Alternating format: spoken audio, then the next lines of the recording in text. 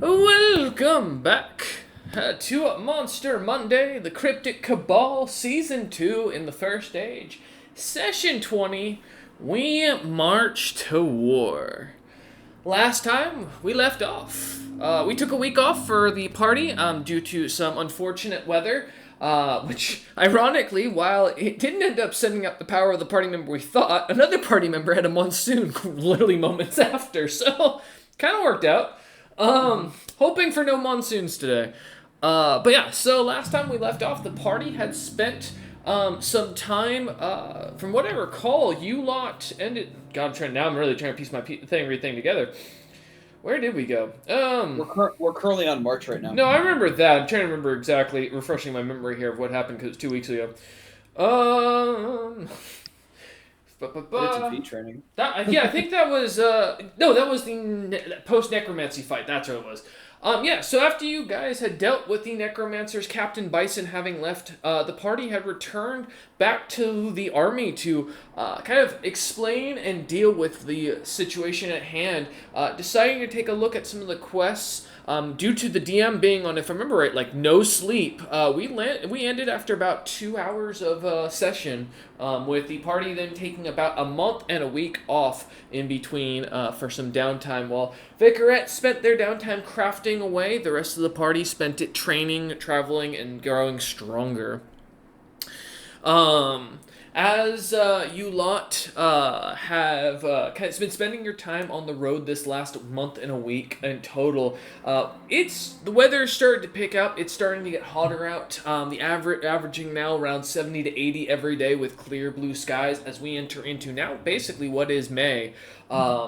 As we start to hit the nice heat wave that you'd expect, the lack of forestry around you on your route started to kind of play very much a factor amongst the army. The trolls seemingly lagging behind due to the heavy armor, many of them seemingly constantly at ready for battle, expecting at any time the Thrycreen to ambush the entirety of the army. As you lot spent no more than the probably 10 to 20 miles out at any time from the mountain range that truly signified the Thrycreen hives, no attack, no ambush would come, leaving command and most of the army on a almost strange and extremely tense edge. As you lot would finally manage to find yourself heading towards the southern portion of the continent, what looks to be, as you finally come into Horizon, setting up camp the day before on a large hill, a huge dome-like object that seems to be almost like a layered pieces of cake kind of going up into a single hive or into a single point. This massive beehive-like object in the distance seems to almost look as if it's slightly smoking even from here, as you can see black trails of smoke going from the sky. What looks to be small groups of trolls down on the battlefield heading straight there without any abandonment or any concern for the current situation. As Seji seems to order his officers and his men to start making up camp, ignoring the trolls going ahead, you, alongside the vanguard, have been told to kind of set up for the night, preparing to set out first thing in the morning for battle to take the hive. You have not been given the job to keep awake for camp guarding, as you lot are considered mercenaries. So, similarly, the few mercenaries who have signed up that you've been able to meet along the road, though only what looked to be a hill giant and a single human that some of you would recognize as Goose, who seems to be working amongst the army. The rest of the few mercenaries that had been hired have since either left or vanished from the camp itself. At this point, as you lot have already set up your tent, the sun's starting to go down. The camp is somewhat alive with excitement for battle. A lot more of a relaxation at this point compared to what it has been like on the road. Almost as if the tenseness has started to kind of drop off with the understanding that tomorrow will be the first major battle of this entire war. You lot find yourselves kind of sitting around your tent, a simple teepee with what looks to be some animal skin laid out on the ground for you lot to lay around on, and a single simple wooden table that has been set up for you.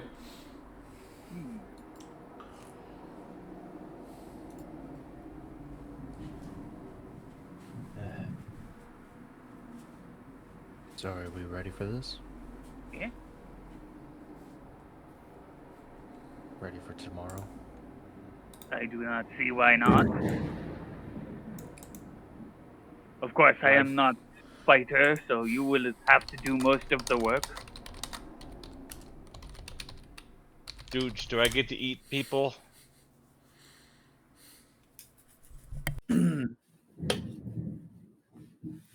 While I Apologies wait, for all the thunder, everyone. It's very bad over here right now. the ominous thunder. Don't worry, it's probably gonna affect me too. Tuntun's stomach. It's Tuntun's stomach rattling in the background slightly is what you're hearing. When it comes to war, Tuntun is always reminded of his hatching day. He's seen war already, and it was his day of birth. I would like to say yes, but I am unsure if these Thrycrane might have cause an adverse reaction to your stomach. I'm sorry, real quick. Are you gonna be all right for power wise? Listen, my power company, the infrastructure for my power where I live is fucking phenomenal. Okay, just making sure. All right.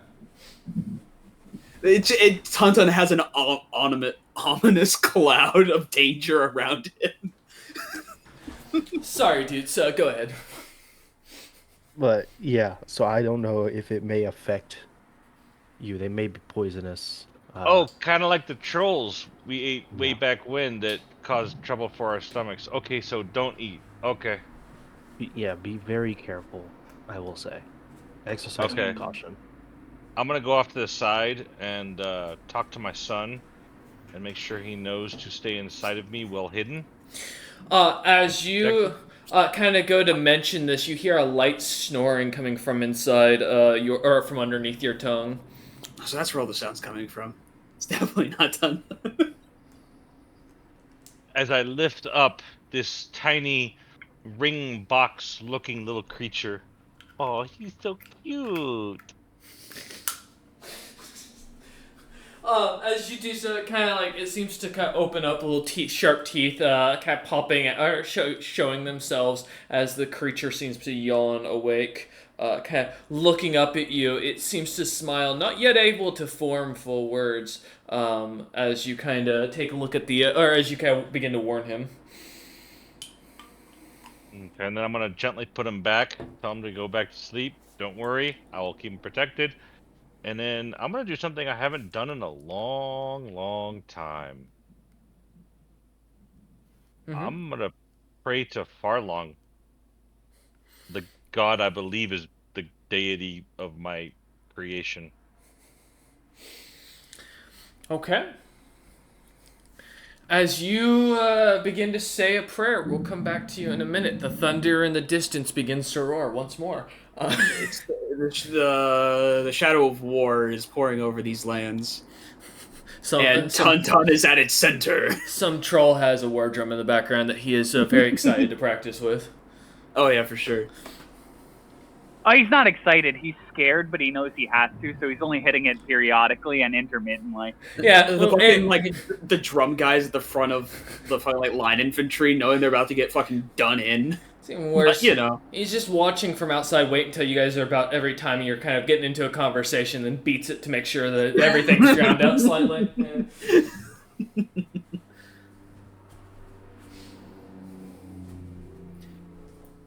Yeah, it was crazy. After when I was driving home today, it was still like clear outside, and I saw a lightning strike. It was very funny. As you're kind of looking about, I will mention, dudes, you have been briefed at this point by the plan.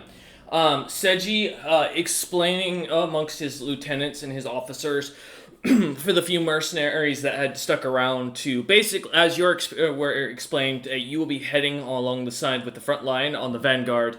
Your expectation is to hold regardless of what happens and to continue to push forward with the rest of the trolls in the vanguard. The expectation is that there will be a light military reinforcement. Man, that is ominous background. That is perfect for this. As you were explaining that the Thrycrane Thri-kreen should be in limited number, as the hive itself was noted to have been abandoned, except for those few left to defend it as a mere token force.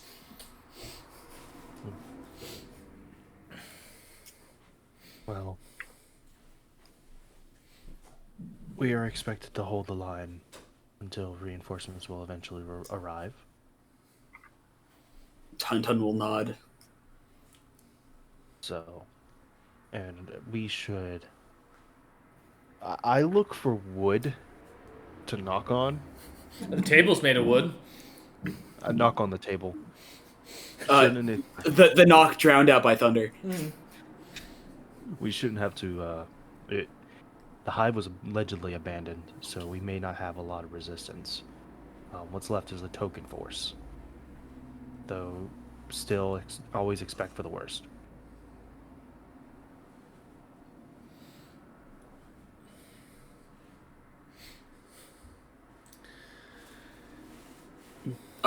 Tun is very happy to have a cape.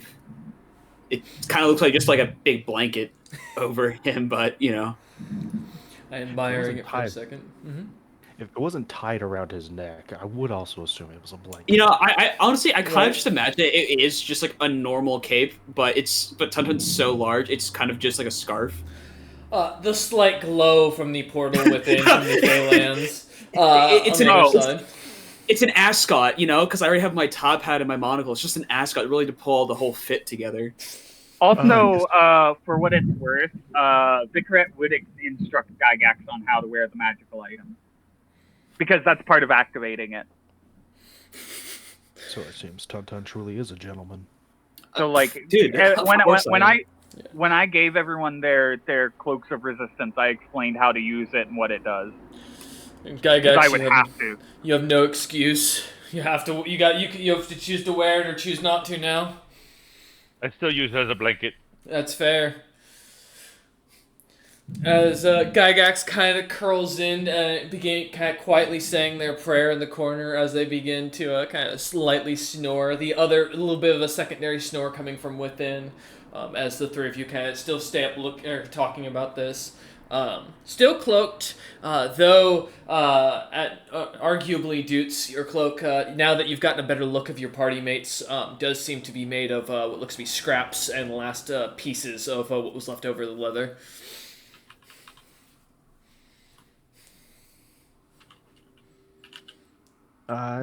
It's fine.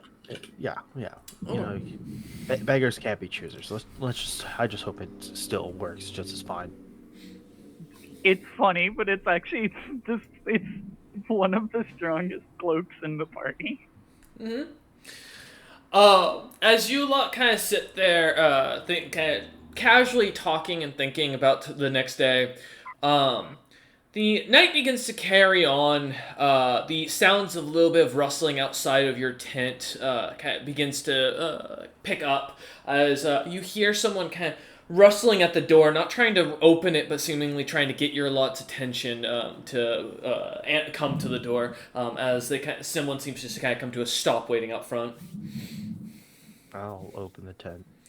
As you do, you see the large Goliath with the brightly orangish hair and the very thick leather jerkin that he's wearing around that kind of expands out slightly on his chest as it seems to be at least a size too small, slightly gripping into his arms as well.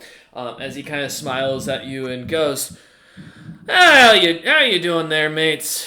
As he looks over at you, Doots, you recognize this as a Goose himself. Hey, Goose. I'm doing fine, about as well as I ever can be for prepping for war. Tell me about it. The boy with the drums out there is just going to town. My tent's right next to him. Oh, man. How unfortunate. What was that? I said how unfortunate. Yeah, it is really fortunate that I lost my hearing. I agree. As he kind of like puts his ear into his or his finger into his ear, and as he kind of twists about and goes, I think I can hear again. Still got cotton in there. You'd swear there's an elder tempest riding around somewhere. I came to warn you lot and give you some advice for the next day, as you didn't do too greatly from what I remember at the battle back with Diamond's death. That gemstone court wasn't no fun for you lot with that aboleth. No, it was not. So I'll gladly take any advice you have to offer. My advice?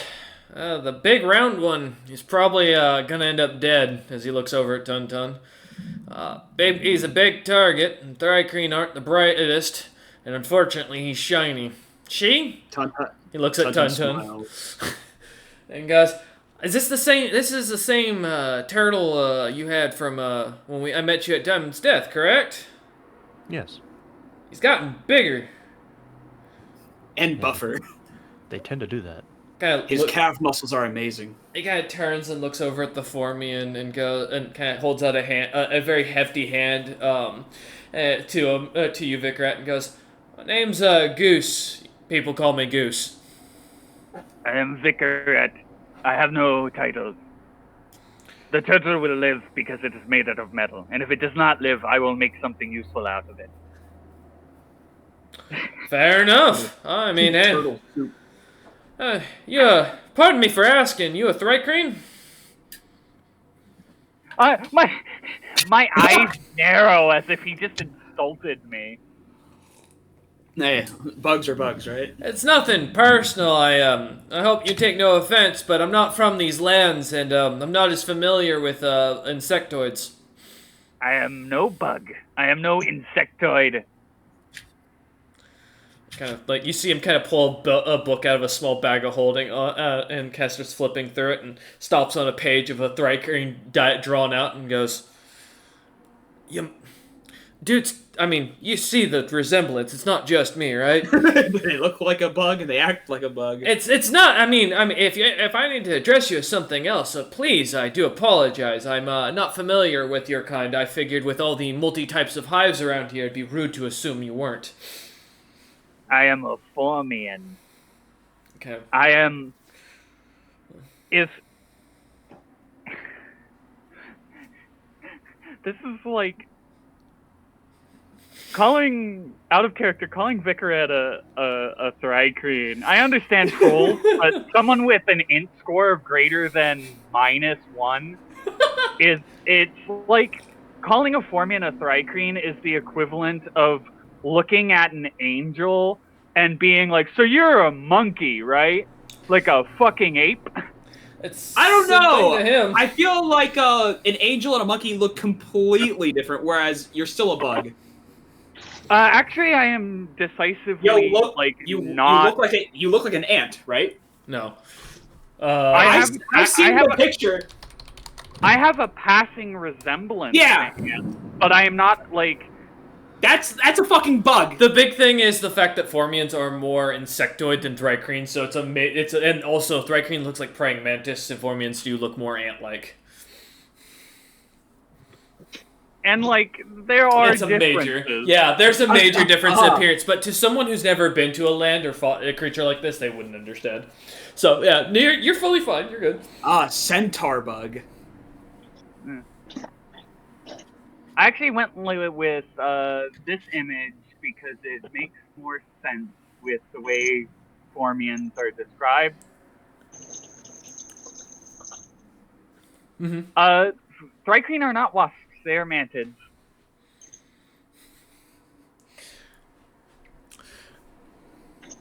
Yep. Mm-hmm. Yeah. Still looks like. I mean, if you look at that and say, "Yeah, that ain't a bug," you're on something. Well, to the individual, it's very different. Yeah. Also, repeatedly saying you're a bug to her face is not gonna earn you any brownie points. I mean, Tunta's certainly not gonna be saying that. Goose kind of looks at you, goes as he writes down the Formian thing, and goes, "Interesting. I've never met any Formian. I mean, no offense. Assuming you're one of the rare hives was just a safer bet amongst the few mercenaries I've seen in the troll ranks." I look down at my mechanical left arm, the basically borderline sci-fi gear compared to what the rest of the world has, save for like those fucking giants and the illithids. And I look back at this guy and don't say anything. Nods and goes. Anyways, yeah, I figured I'd give you all a bit of a heads up. There's been some rumblings underground. The trolls are mentioning they're not seeing any defenses, which is quite strange. I have a feeling we may be sinking and walking into an ambush. It just seems too easy, as if we take this hive, it's a walk to the gates of the king himself.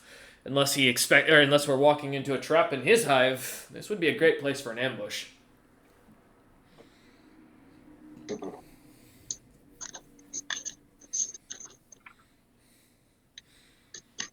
Kind of looks about, look at dude's not responding, and goes, "Well, I tried. I wish you luck in the coming days." As he nods and turns and starts to walk out of the tent. Brother is muted. I see that now. He wasn't a moment ago. Yeah, sorry, I had to charge my headphones. No worries. How much did you miss? I was gonna say. No, I heard it. Okay. While it is likely, I really hope it's not. I'd rather not walk into an ambush. I'll talk to dudes in his head. Nonetheless, best we prepare for ambush nonetheless. Matters not if we hope for it or not. Preparing is what we should do. Yeah. I'll respond aloud. I don't care if I get looked at. Yeah. For the best. Always better to be cautious versus surprised. Goose, you hear last as he walks out and goes, "Ain't that the truth? Good luck." As the ominous war drums begin to beat again.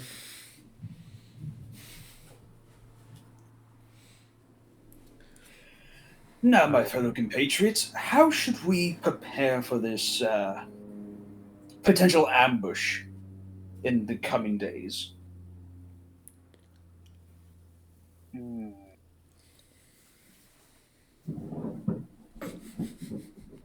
Well, do any of you have an ability to tunnel or go into the ground? Well, I seem to have a affinity for avoiding traps at a very small level.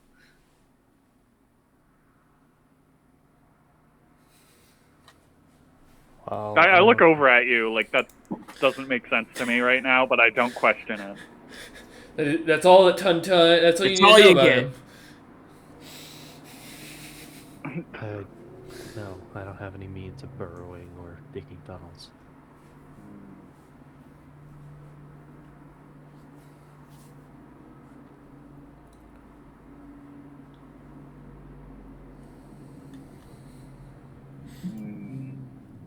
Because the easiest way to avoid an ambush is to ambush the ambushers. If we attack them before they are ready, they will simply fall apart. Well, that is an excellent idea. I assume that they're already prepared for the marching army. Yeah. So I think they are already prepared to ambush us. We just need a way to either preemptively see it or just be ready to do what we must at a moment's notice.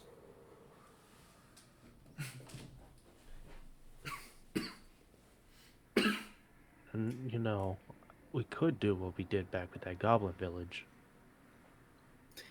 Tuntun's eyes light a flame in the reflection, remembering that day. A dark look goes over Tuntun's face How for a moment. ungentlemanly he was acting. For then he was but a beast, but for now he is a civilized man of only 2 years of age. But he has grown since, both in mind and body.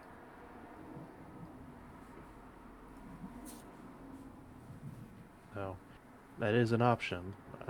Whether if you'd like to do it or not, of potentially sending a fire sphere down the hole beforehand. Well, it would greatly depend on how many holes. It would be foolish for the Thrycrane to do one. As, it would just be a massive choke point. If they were smart, and you must always assume that the enemy is, I would expect multiple holes from multiple points, flanking and all that.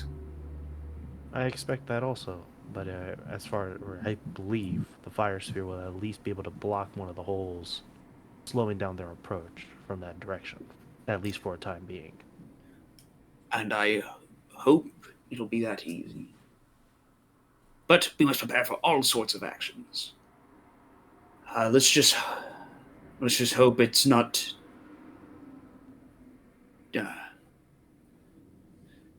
Well, war is war. Thunder cracks in the background as he says this. Actually, that time it didn't, surprisingly. I know, right? Like, come on, man. Come on, God, my lightning storm, please. I'm kind of sad that it's a fucking history check to know about Thrycreen. Let's see. About Thrycreen. I mean, I feel like you'd be better off understanding, like, Thrycreen tactics as your kind and their kind have been fighting for quite a minute. I'll take Yeah, knowledge but- history and knowledge local if you wanted to roll something up. Yeah, I don't have either of those. Figure. The Intelligence. thing check. about the thing about it is that technically the Formians would be the invaders, which means that we would know almost nothing about Thrycreen tactics aside from how to get them out of an area very quickly. Well, Which I mean, is I would as simple assume- as just fucking setting them on fire because my people are resistant to fire and theirs aren't. Well, I mean, at that point, it would be kind of simple. We are still the invading army. We are marching towards them, and you were also the marching army. You'd be able to. I feel like you would still have a decent understanding of their tactics when it came to invading armies. Would you not? It's different because when Formians invade, they don't march across battle lines. They warp in through holes in the plains. Like the Formians don't tunnel in through the ground. They tunnel in through metadimensional eddies. Okay. So, like, imagine you're a bunch of Thrycreen just chilling in your hive, and then, like, reality A portal to hell collapses. opens. Yeah, I gotcha. reality collapses, and a bunch of ants, just like fucking horrific ant angel demon monsters, just ride out of the aether and start spewing fire and acid everywhere. Like, I see it. yeah, Vicar has strategies. It's just that they're not strategies we can use. But I'll roll straight intelligence to see what happens. Yeah, go ahead and give me an intelligence check. See what you know about how your people fought these people. 13. Very basic stuff.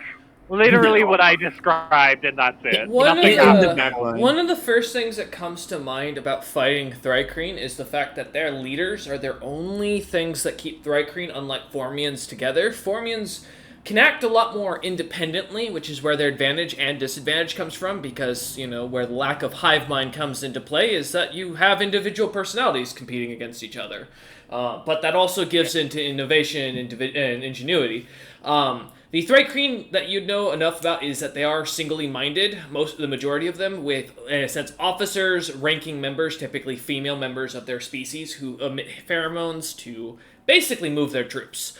Beyond that, and that was pretty much the easiest way for Formians to take down the Thrycreen, although, again, the problem with fighting them was that the Formians quickly got outnumbered 9 times out of 10 and could not fight the numbers and huge hives. These Thrycreen being specific, with Thrycreen specifically also mutating compared to Formians staying more true to their original nature. So, that's about pretty much what you get in general from what you know of your people's struggles with the Thrycreen. I will also note the Formians lost that war, and most headed deep underground to avoid the Thrycreens. They lost Thank you, the Thunder. war. They lost the war. Bang! Crash. Thunder understands, yeah. Zeus So he does it for agrees. you, but for me.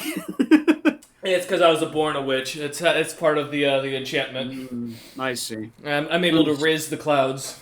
This fucking voodoo shit. Fucking hate it. Um, Crusade against the weather. But that's what you managed to roughly get. Beyond that, like what happened and why the Formians lost beyond the numbers game, there's not much known. There was a third species, but much of it's pretty much lost to the knowledge of your own hive and the Thrycreen that were killed. Most of them having never been or the third species never having been figured out in that war.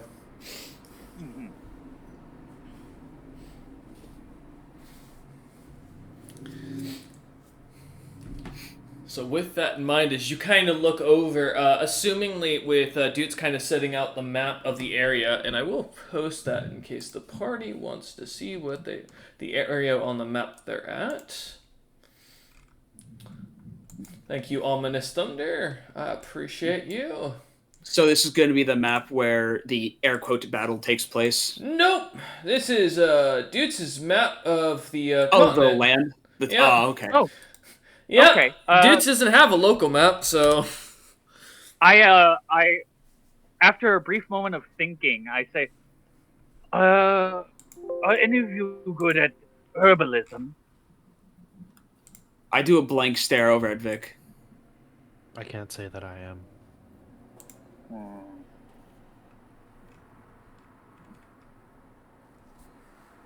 It is okay. Gygax. Then.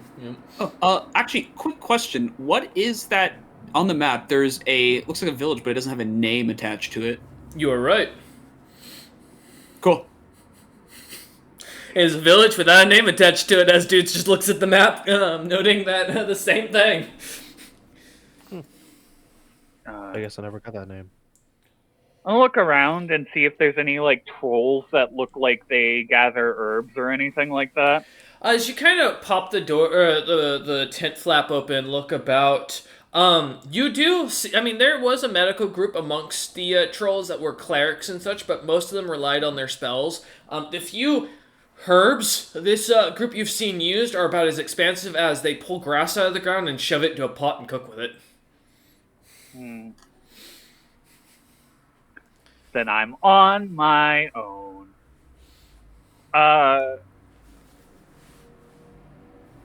Okay.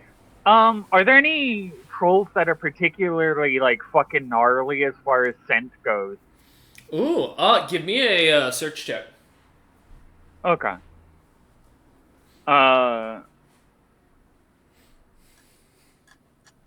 I need someone who is just absolutely foul smelling, basically. Alright. Straight pungent. I mean, your teammate Tun would count for this situation, as he hasn't bathed once since Turtles don't really stink, though, unfortunately. You've been covered in viscera and troll ass multiple Okay. times. Okay. The only Okay, thing that- to clean you up was the prestidigitation, which didn't remove it. It just made you smell like strawberries. I thought I did- prestidigitation can clean. No, because he didn't specify to clean you. He was just making you smell better. Anyways, 17. You as you kind of take a second and kind of sniff the air. There is a very large and round troll in heavy plate that is emitting a very strong scent above all others. That seems to be currently playing what looks to be some sort of game of cards with a couple of other trolls. Yeah, I'm gonna look back at the party and I'm gonna point at Doots and I'm like, I need you to come with me.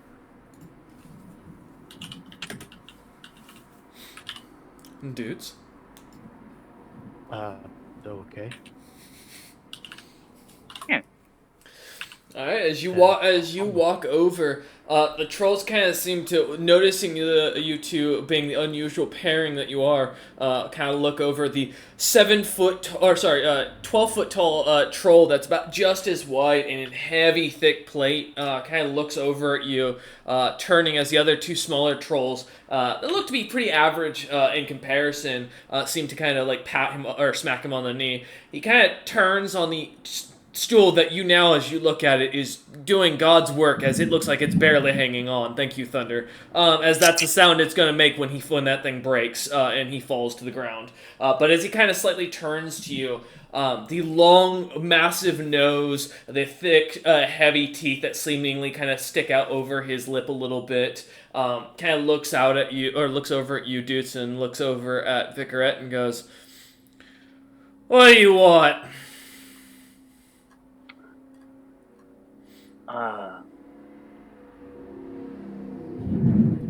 This may be troubling to you, but I believe that I can enhance our chances of success against the Thrycreen with your assistance.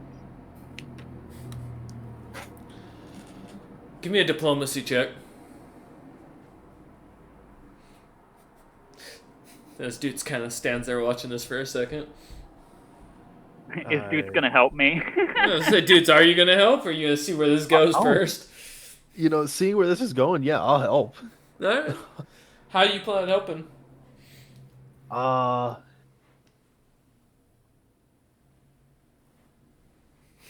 guess I'll pull out my loot and I'm trying to think. I wouldn't describe it as like a sick riff, but as if announcing some grand person's presence. Okay. I would try to play that on my loot. Give me a performance check, yeah.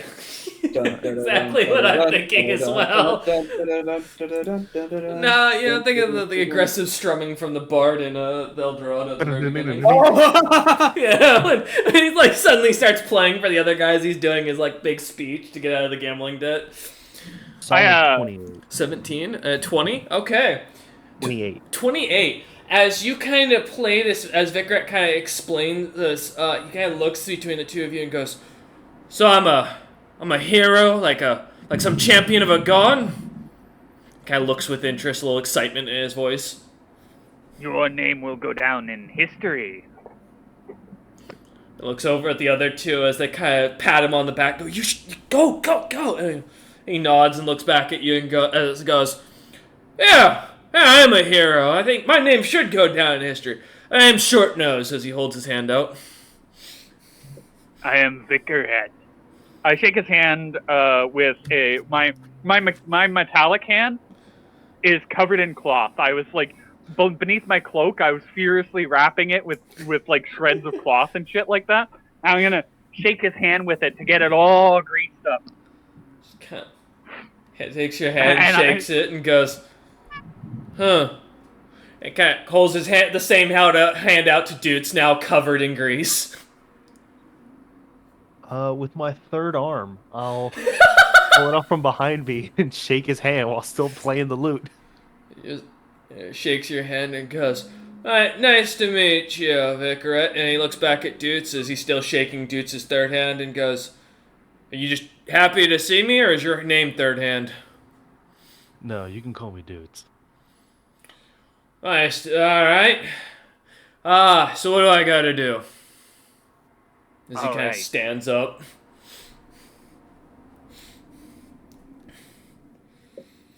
He will... I need to... I start... I'm gonna start instructing him, and what I want to do is I want to apply herbs and things to his armor using alchemy. The DC to make this, it's a very cheap item, which is great for me. It's called Scent Breaker. It costs 5 GP. It's a DC 15 check to make.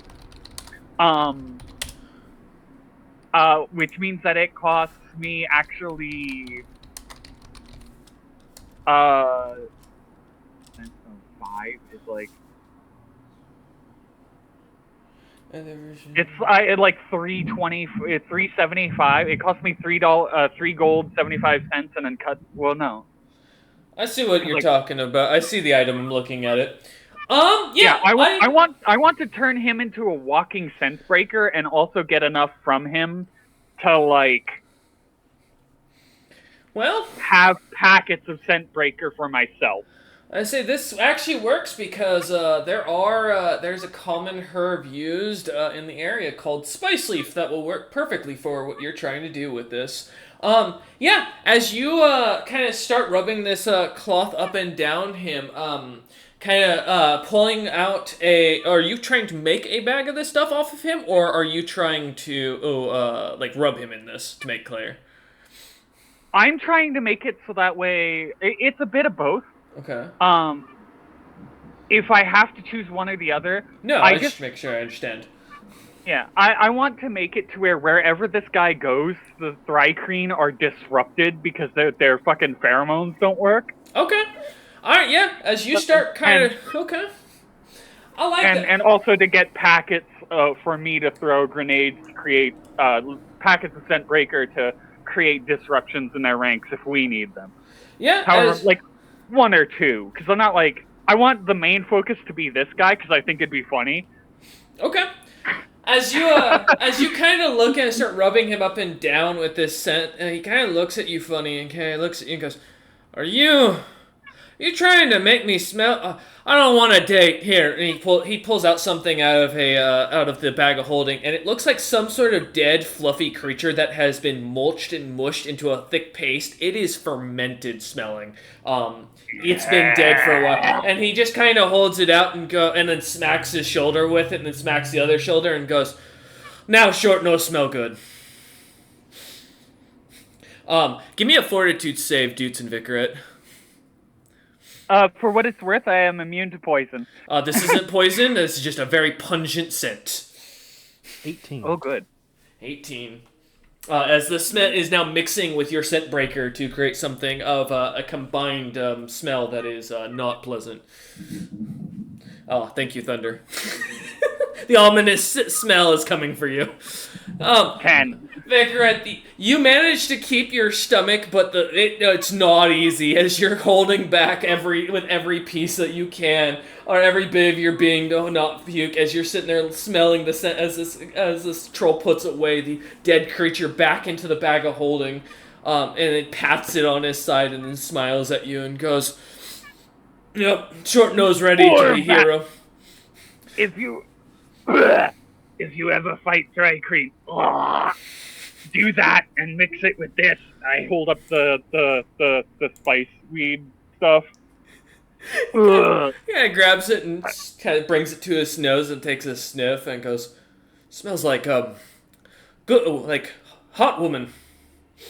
Yeah. Kind of ties it onto his belt. If you do that, the Thrycreen will be Drawn to me? I'll be a hero. I'll get to cut all their heads off in one hit. Yes. Perfect. He kind of stands up a little bit, chest pumped out a little bit more. The greatsword on his back slightly clinging against the metal as he kind of smiles and goes, "So, you want me to follow you lot into battle in the morning, or should I just charge ahead of the vanguard?" You should lead it. You should stay with the army and lead the a detachment of trolls. Be the advanced unit. He nods and goes, "I like you, but Vicaret." He kind of smiles and nods, and he looks at you for a second and goes, I will do this, and I think Seiji will reward me, and when I'm rewarded, I will name you as a member of my household." Appreciated.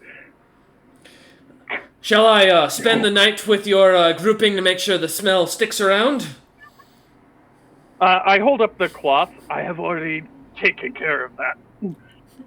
He nods and goes, "Oh, alright, well, I'll return to my card game then." And he kind of turns and starts walking back, kind of taking the little bag and wiping himself a bit more with it as he walks away. The other trolls, as he comes back to the chair, immediately start gagging and trying to, not immediately throw up, but seem to be losing that battle or get up and start running away as he just kind of shrugs and just goes back to throwing his cards on the table. Thank you, Thunder. As you lot kind of watch this Tun, are you doing anything in preparation while Vicaret and Dutes head out of the tent to go about the camp? I mean, I would like to. I'm just trying to think of what I could do in preparation. That's the question. Cause I mean, I'm pretty damn good as a fucking battering ram to push through lines, at least make an opening. But if we are walking into an ambush, would you like to try and connect to Zebril to see if he gives you anything? You know, yeah. Master Zebril, do you have any insight about preparing for an ambush against these dastardly Thrycreen? Yeah, I don't think Zebril the player is there, so I'm gonna act on his behalf on this situation.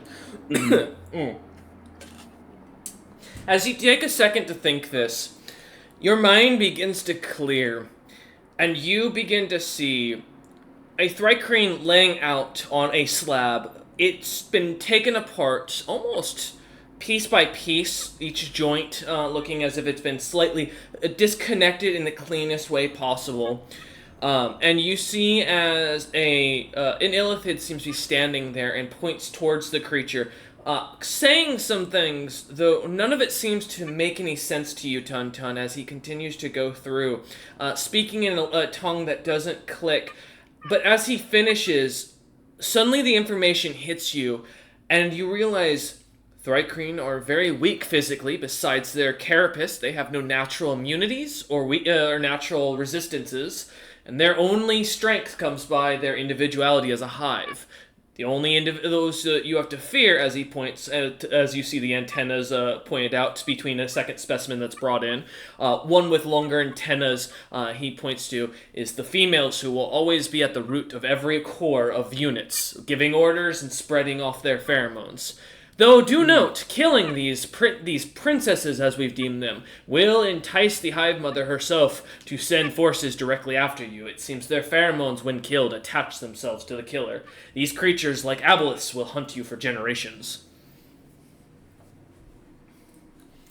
That is roughly what you're given. Chemical warfare it is. As right. Tun kind of thinks, seeing as Vicaret and Dutes kind of come in around this point, the slight scent in the air, Tun of allspice and a dead animal that's just been fermenting, kind of on the air as they walk in.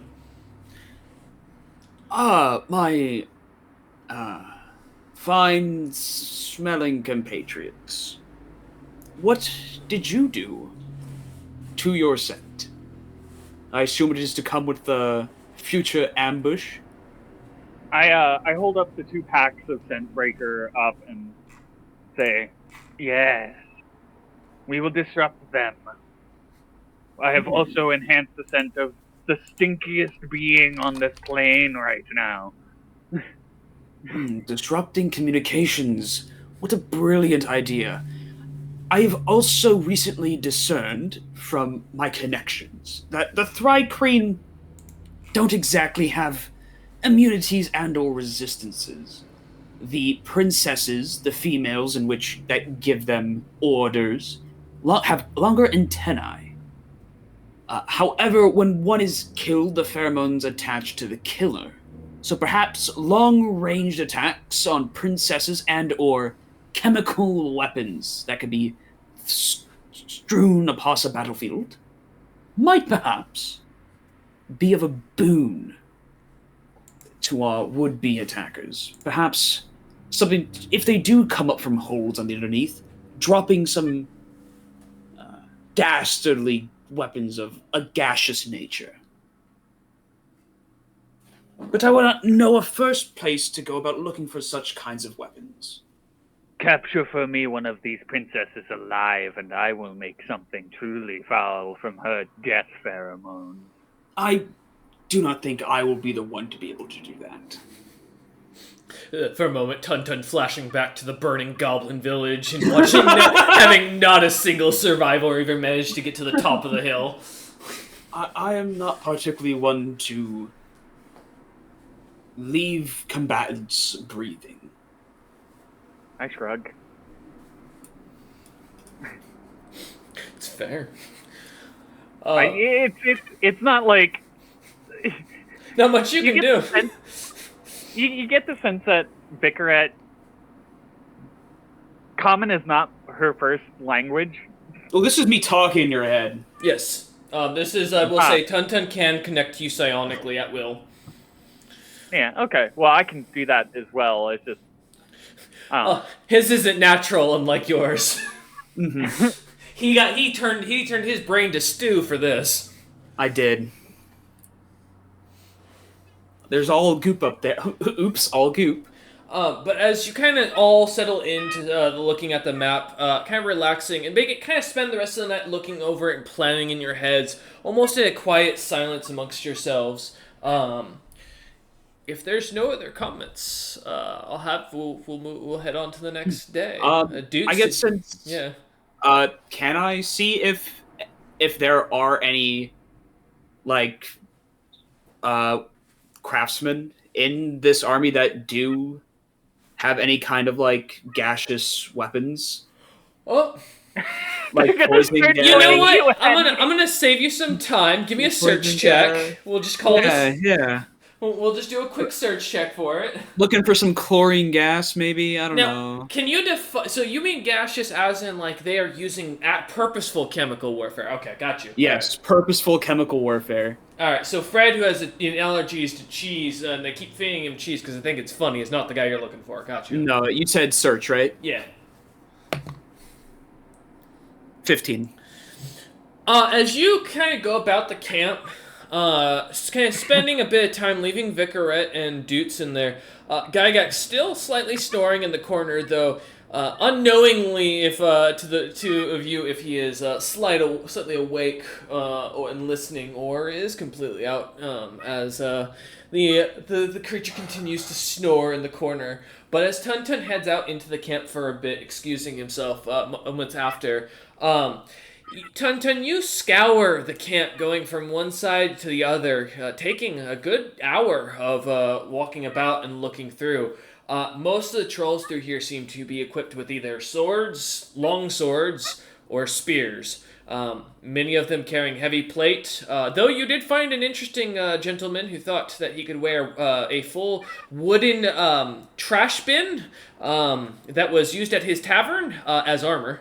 And I do mean as in he is literally walking around with a barrel around himself and a lid for a head or hat. Yeah. Oh my god, Oscar the Grouch. Except his feet stick out. As you go about. Bro's letting those dogs out. There is the only other individual that kind of catches your attention is a single troll that seems to kind of sit out amongst himself, kind of painting on further away. It seems to be painting the camp amongst the starlight. But otherwise, none that seem to have any weapons that you'd mention would be considered gaseous, though. A few of the trolls seem to be very prevalent to this weapon this item that sounds like a gaseous, like a sheep dying from gas. They seem to call it bagpipes. Though, as you listen to it, you're unsure if it's actually a musical instrument or just some poor creature being tortured to death.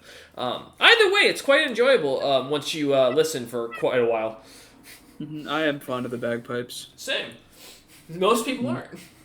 Alright, so Tuntun needs to invent chemical warfare. Got it. That'll happen at another time. But alright, cool.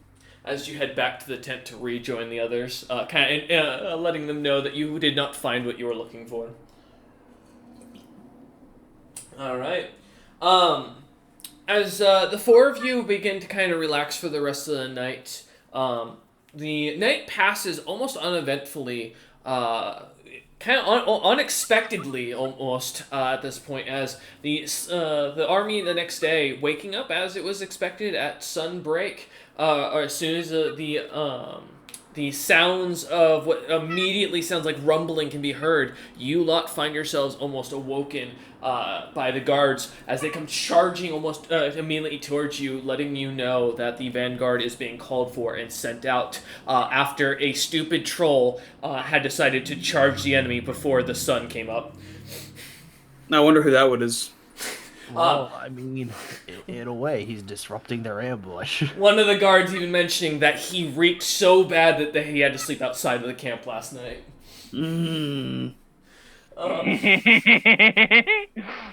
But as the guards kind of start rumbling out into the guards who awaken you lot, close the tent and start heading off to to where they're supposed to be set up.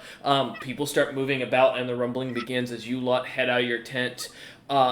Finding yourself seeing the trolls kind of scattering about. One of the trolls you immediately recognize, the young boy who had kind of joined on with you lot as originally had kind of gotten himself lost amongst the army. The young guard from the city kind of comes running up to you lot and goes, "Excuse me, dude, Mr. Dutes, I'm your commander for the day. Captain Bison was supposed to be in charge, but he decided that he was going to join this really smelly troll. He said he liked his excitement or something. I don't know. He yelled charge and then was gone. You're supposed to follow with me and join with the vanguard." All right. Then I will follow you. Tuntun's helmet on, gleaming in the light. Perfect. He kind of starts get a little bit of a warm up again and starts jogging again as he starts going at it. Because as you hear, why does the military only make us run? The guards never made us do this. Oh, fuck. I will keep an eye out for the bards I did train. As you do, I will mention the bards themselves you did train have opted to stay at the back of the camp with the medics, kind of keeping the few clerics' spirits up and the men who are being healed, kind of their spirits up. Mostly as the two trolls that you managed to successfully gain did not seem to want to. We're not excited about joining on the front lines. Understandable. I will see them after the fight. Yes. Tuntun will connect to Vic and Dutes, asking them if they. I'll just say it. My good companions, are you sure that you truly want to be on the front lines of this confrontation? Unlike me and Gygax, I don't think you both are exactly fit for frontline combat. When did I ever say that I wanted to be on the front lines? I am confused. The kid looks back and goes, "What? I'm so." Oh wait, no, you're talking your heads. Never mind. He can't hear this. Ignore me. Sorry, Tuntun. I apologize. Yeah, no worries. You know what? Fair point. Dutes, I know you usually join us in the thick of it, but I would request you think very deep and hard if you want to really be in the thick of it with us. I will say this now. I am sticking to the back of the line the best I can in trying to support you from the back. I will do my best not to let any dastardly bugs through the line. Yeah. That's not... Hopefully that doesn't offend you, Vic. Saying bugs in a derogatory term. I am not a bug. I was gonna say, imagine Vicar for a second look at that like, wait, you meant me as a bug? Well, she just literally just says, "I am not a bug." Constance looks up and down. Of course. My apologies. Anyway. Well, the boy just kind of looks back at you lot, seeing Gygax, Tuntun, Vicaret, and Dude's kind of running along, seeing the three of you having kind of nodding at each other as you kind of keep looking back and glancing at each other. The kid looks over at Gygax and goes, "Sir Gygax, are they normally like this?" Wait, you can see me hiding under the blanket? You're looking alongside him towards the vanguard. As the party had headed out to them, he looks at you and goes, That's a cape. Good, Sir Gygax, you understand what a cape is?" Yes, my blanket. I go inside his head, like, do not worry about. Oh my god, the enemy! Where are they? They can hear me! They can see me. Oh no, as he kind of jumps around. My dear commander, it is me, Tuntun. Tunathi Tunbaton. Pleasure to finally make your acquaintance. He kind of stops, looks at you, Ton, and goes, And I nod at him. "Don't do that ever again. That's fucking weird. Man, not without warning me first. Jesus Christ. My apologies, Commander, but this is the only way I can actually communicate rightfully towards other people. I thought you were a stupid turtle. Wait, can you read my mind?" I cannot read your mind, but when we are on communication, I can hear what you want to say to me. You can talk to me in your mind if you wish. So you hear in his head, so he's not a stupid turtle. I am not a stupid turtle. Holy shit, he can his eyes go wide as he's looking at the rest of you, kind of jumping between, and goes, "Can the rest of you read my mind?"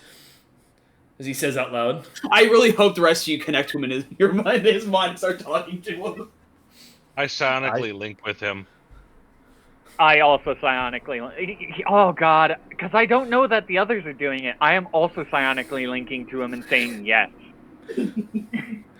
I have done this to you before. He just looks down at you, Gygax, again, and goes, "Oh my god," he goes, "Wait a minute, that wasn't your voice out loud? I thought you just didn't move your mouth." "Oh my god." And he kind of looks at Dudes. I'm gonna nod, connect to him psionically, and say, "If you wish, we can." That's a lot of, oh my god, that's a lot of head thoughts as he looks to Vicar as well, and starts to grab his temples and goes, "I thought Sir Gygax just didn't move his mouth and that you were also all hearing him. You're telling me this entire time. You've been speaking to me, and I've been hearing it out loud, or so I thought. I've been responding out loud. And you didn't... You know what? I got promoted because of you lot, and I'm just going to accept it." I'll respond out loud. Oh, that's not always the case. I have been responding out loud to you on purpose most of the time. I break the sonic link. I can also just talk normal. Holy, wait, your lips do...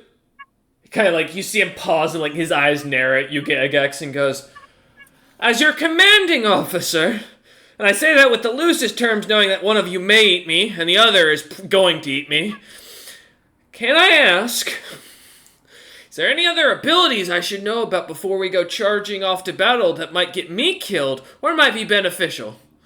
Tonton opens his mouth, and there's a slight bit of, the green goop that's just in his, just right there. There's also a black tentacle that kind of starts to peek out of the back of my head. I stretch a pseudopod as far as I can, which reaches 15 feet. And then Good. I just shrug. He just that looks back at Dutes and just shakes his head side and goes, I feel like I've signed up for something I shouldn't have. I talk in his mind. What are the orders, Commander? Where do we go? Just kind of puts his face in his hand again and goes, yes, anyways, I'm gonna stick to talking out loud to make it look less weird. He turns and goes, "We're gonna meet in front of the Vanguard and wait for further orders. Every squad amongst us, there's 7 others. And he starts jogging again. We're amongst the first few that are going in. There's been rumblings on the ground. The trolls expect an ambush at any point. Short Nose has charged off into battle. My dear cousin, I don't think he'll be returning from that, unfortunately. Last I saw, he had made it into the hive unopposed. The few trolls that we had seen in the previous days apparently had followed him in, so I think he's convinced them to go for reinforcements." Ton will start floating over to the front lines.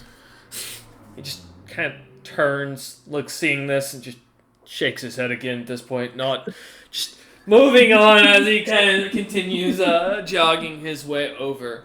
I adjust my blanket and follow Tun. As you adjust it to make it easier to run, you start going, and it starts to billow in the air slightly as you start to charge forth. As you lot do, the army kind of starts to gather almost cleanly at first, forming into neat ranks. The army itself behind you starts to kind of form a massive square.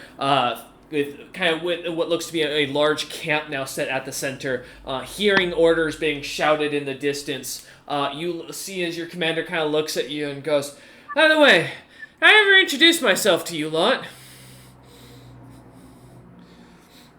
No. No, I don't think you've ever given us your name. You're the Northgate guard.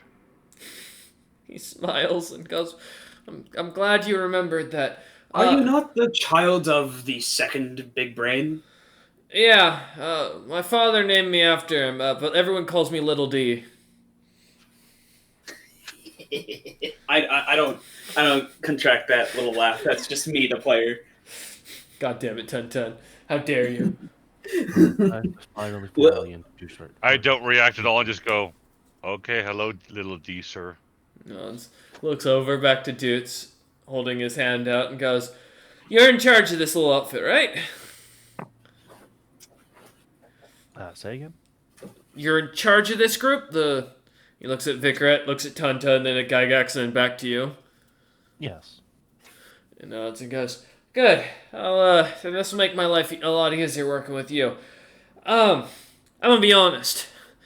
I don't know if you all can sense that," as he kind of puts his kneels down to his hand towards the ground. At this point, Gygax, even without doing an actual search check, you can feel there's a lot of vibration going on, coming from directly in front of you. The kid kind of leans down, touching it, and looks up at you and goes, "There's something coming. And it's not good." I add something, lots, bigs, many. You can give me a search check if you want to get specifics. I'm outside smoking. If someone can roll a d20 plus 5. I got you. Yo, roll me one. I will follow suit and touch the ground as well. 12. Okay. Well, maybe I shouldn't have rolled for you guys. Tun You is add plus also 5. Yeah, that's he plus did. 5. I rolled a 7. All right, Tun and Vicaret. Yeah, feel free. No, I mean I'm not touching okay. the ground. That's I true. wouldn't be able to. Vicaret with 20. a 20. Vicaret with yours. Gygax. Well, I'll start with Gygax. Gygax, with your 12, you can sense there's movement from all around you. Clearly, there's definitely another army forming about. You'd guess 100 feet, which is roughly about where, about halfway between you and the large hive building that you saw, that everyone was saying the large smelly troll ran into. What you gather roughly is somewhere near 100,000 feet. Is just a simple guess. It's so overwhelming, the amount of individuals in that hive, that your senses are just going whack at this point. Like, it's too hard to tell if this is legitimate or if this is a spell of some sort. They have a big worm underground moving a lot.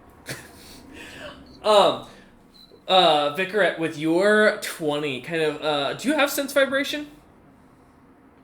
No, Okay. sadly. I figured. I wanted to make sure. Okay, with kind of leaning down, what immediately catches your attention, the ground is vibrating heavily, and you haven't heard the war drums yet at all. There, as you kind of look back over your shoulder, looking over towards where the main troll army is kind of setting up about another 200 feet behind the vanguard, you see You see that they have formed up perfectly. They stop moving, and you're still feeling this rumbling. There's a lot of feet moving, or right beneath your feet, there's a lot going on. It's too hard to tell though without the sense vibration. I've got a question for you, DM. Sure. I know since Tun is definitely an odd one out when it comes to size and proportion. How does he fit into this line? Is it just like other people surrounding him? Is he like behind? Is he in front of the line? So your vanguard group is on the far left, on the very edge of it. You are in the front lines. There is 2 more rows of trolls behind you, roughly. Okay. And most of as you look about, most of them seem to be in heavy leather. Noting that the trolls that you saw in plate the night before, most of them seem to be amongst the large portion of the army. Gotcha. Yeah. All right, thank you. Mhm. Just wondering about composition. Oh yeah. So you lot being on the edge. Also, I will note, as you look over, there is roughly in the vanguard, from a quick count, maybe 1,000 trolls. So it's not a small grouping. This is a pretty massive wave of units or people heading in a direction. Stella, you want Is dinner? it- You want dinner? This is not the Battle of the 300. This is the Battle of the Grand. Yeah. This China versus the English is more accurate. 1,000,000,000 versus 1,000. But as you lot begin to kind of stand, your commander Little D looks over at you and goes, as he kind of stands back up, he goes, "All I will tell you is when things go bad, run. We're the vanguard, and we're mercenaries. Well, you lot are. Father told me that if things get bad, believe in myself, and if I can't believe in myself, run like hell. Run like Moors. I don't know what I this believe in Moors you. is. I do too. My legs are quite fast. I forgot that Moors doesn't exist yet. Yeah, I don't know what Moors is, but my father has never been wrong before. He kind of starts to break out what looks to be a thick metal cauldron that's quite small. Then he pulls out of a bag of holding and starts to pull a heavy spoon out of it that looks to have a bunch of green metal kind of liquefied onto it, and starts painting his body with it.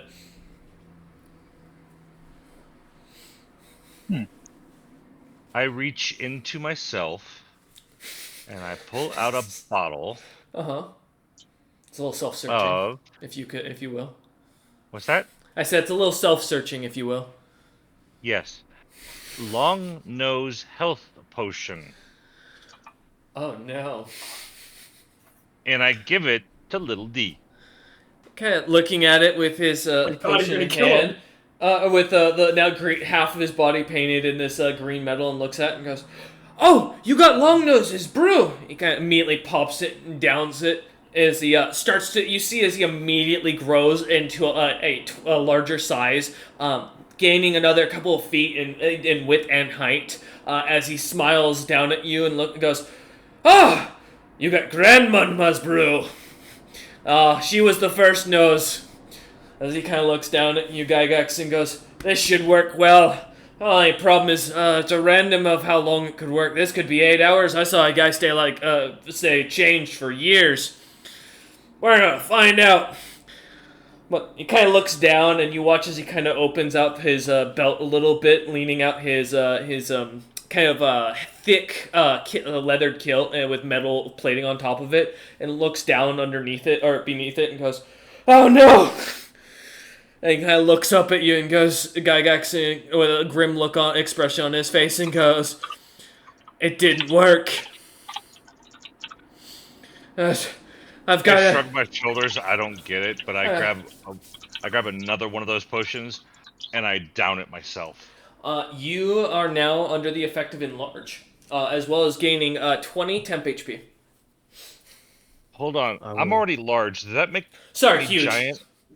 Sorry, Okay, yeah, so that makes you get enlarged, so it's like an enlarged person effect. Alright, so I am going to, As because you grow. Mm-hmm. Vigret is not combat, so how are you feeling about rolling tonight? This is me as a player asking you. Oh no, that's never a good sign. How brave you feel in your dice. How do you feel your dice feel? I'm gonna walk over to Ton, and I'm gonna. Ton is wearing clothing, right? Technically he's wearing your cloak, and otherwise he's a turtle. I am a giant. I don't have actual clothing. Yeah, he's a giant Zoraton, so he doesn't have actual clothing otherwise. But his hide is mithril, right? Yeah, my shell is. Yeah, his shell is mithril. Yep. That'll work. I'm gonna touch the mithril. For the next 50 minutes, you have Armor of Invulnerability, which gives you damage reduction 5 magic. Ooh. Unless you already have that. Actually, I do. Then I don't do that. I will Yep, give it to Gax instead. Yep, I already have it. So, and that means Oh. anything except magic damage is reduced by 5, right? Well, no, you're not. Yeah. So magic resistance or spell resistance, if you have SR, gives basically they have to roll a d20 if they don't. Go ahead. It's DR5 magic means that if mundane weapon, you have DR5 against anything that's mundane. But if Yep. it's fired, it's if SR. it's, yeah, if it's a magic item or a spell or anything like that, it just automatically bypasses it. Oh Gotcha, yeah, 'cause he has both spell resistance. Yeah, and I have damage spell resistance and damage resistance. So spell resistance, basically, they roll a d20, and I believe they have to beat your spell resistance. Am I? Yes. So, Yeah. if I remember correctly, that was because I remember we did this for James, but we screwed it up once. So I'm just trying to make sure my memory is accurate before we run forward with that. D20 plus caster level plus any spell penetration bonus. Yep. Okay. Thank you. There you go. So I'm And gonna you pull said- out of my pack. Oh, real quick before we run to that, dudes. So Vicaret, you said you're gonna instead give that to Gygax. To confirm. Unless Gygax has DR5 magic, in which case I'm just going to give it to the captain guy. Gygax, do you have damage resistance 5? I have AC. I Nope. don't have damage resistance. So, Congratulations, you have damage resistance 5 for the next 50 minutes. Gygax, you feel as your outer shell begins to harden as Vicaret kind of taps on you, carving not an actual into your skin, but like over your skin a slight rune onto you, and as the skin begins to harden and darken, you feel yourself growing a slightly bit tougher as not only now having increased in size. Thank you. And I offer a bottle of long nose potion to Doots, Tuntun, and Vicaret. You guys Yeah, want to get bigger? I'll take the potion and tuck it away in my coat for later. And putting it away into your cloak onto your belt. All right.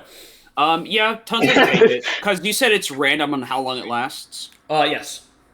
Gotcha. So Tuntun will have it in his mouth ready to drink it, but he won't. Just because last thing he needs is it lasts 3 seconds. You know. Or, looking up at little D, seeing him still big and waiting to see if he shrinks back down at any time. Yeah. The last thing I want is for, the attackers to actually not attack within the certain amount of time. You know? Fair. So I'll essentially hold whatever action that would be just to down it whenever the enemy shows up. Okay. And dudes? Since everyone's drinking, I'm gonna first off, I'll take the bottle that Gygax is offering, and I'm going to pull out what looks to be bottles of alcohol, and offer it to everyone. This is the specialty brew that I got a while back. Yes, the one with the random magical effects. The wild I magic. drink it. Oh, Now? no. Already? He offered it to me. I drank mine. I'm drinking this one. It's only polite. He's not wrong. Give me 2d100 rolls, please. As you drink this on the battlefield, just standing there. This is an intimidation tactic in case any of the Thrycreen are watching. If you're handing out bottles, I once again take the bottle and tuck it away under my. Okay, you can add a special brew to your inventory and note wild magic. All right, 47 and 68. Oh, we're starting off this battle hot before it even begins. Oh no, Gygax, give me another D100.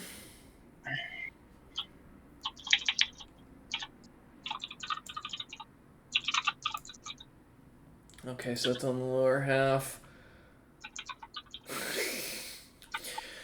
Gygax, how do you feel about an adventure? Bro's getting teleported. God fucking damn it. So, Gygax, you rolled on the table Acheron. I don't have Acheron in my world yet. So instead, you find yourself in what is the closest plane that will eventually later become this when it gets split up. You find yourself in a beautiful, gorgeous, long, grassy knoll. A little pond off to the side, little frogs playing banjos. A feast of foreign creatures, all that you have never seen, all set out on a table with fancy dishes, all with your name on them, Gygax. You have found yourself in paradise as you transported yourself to the world of the dead. Well, one of the worlds of the dead. God And the damn other it! roll? Sorry? Is that all three of those rolls Yep. created this? Yep, you get teleported almost immediately. So I'm in the world of the dead.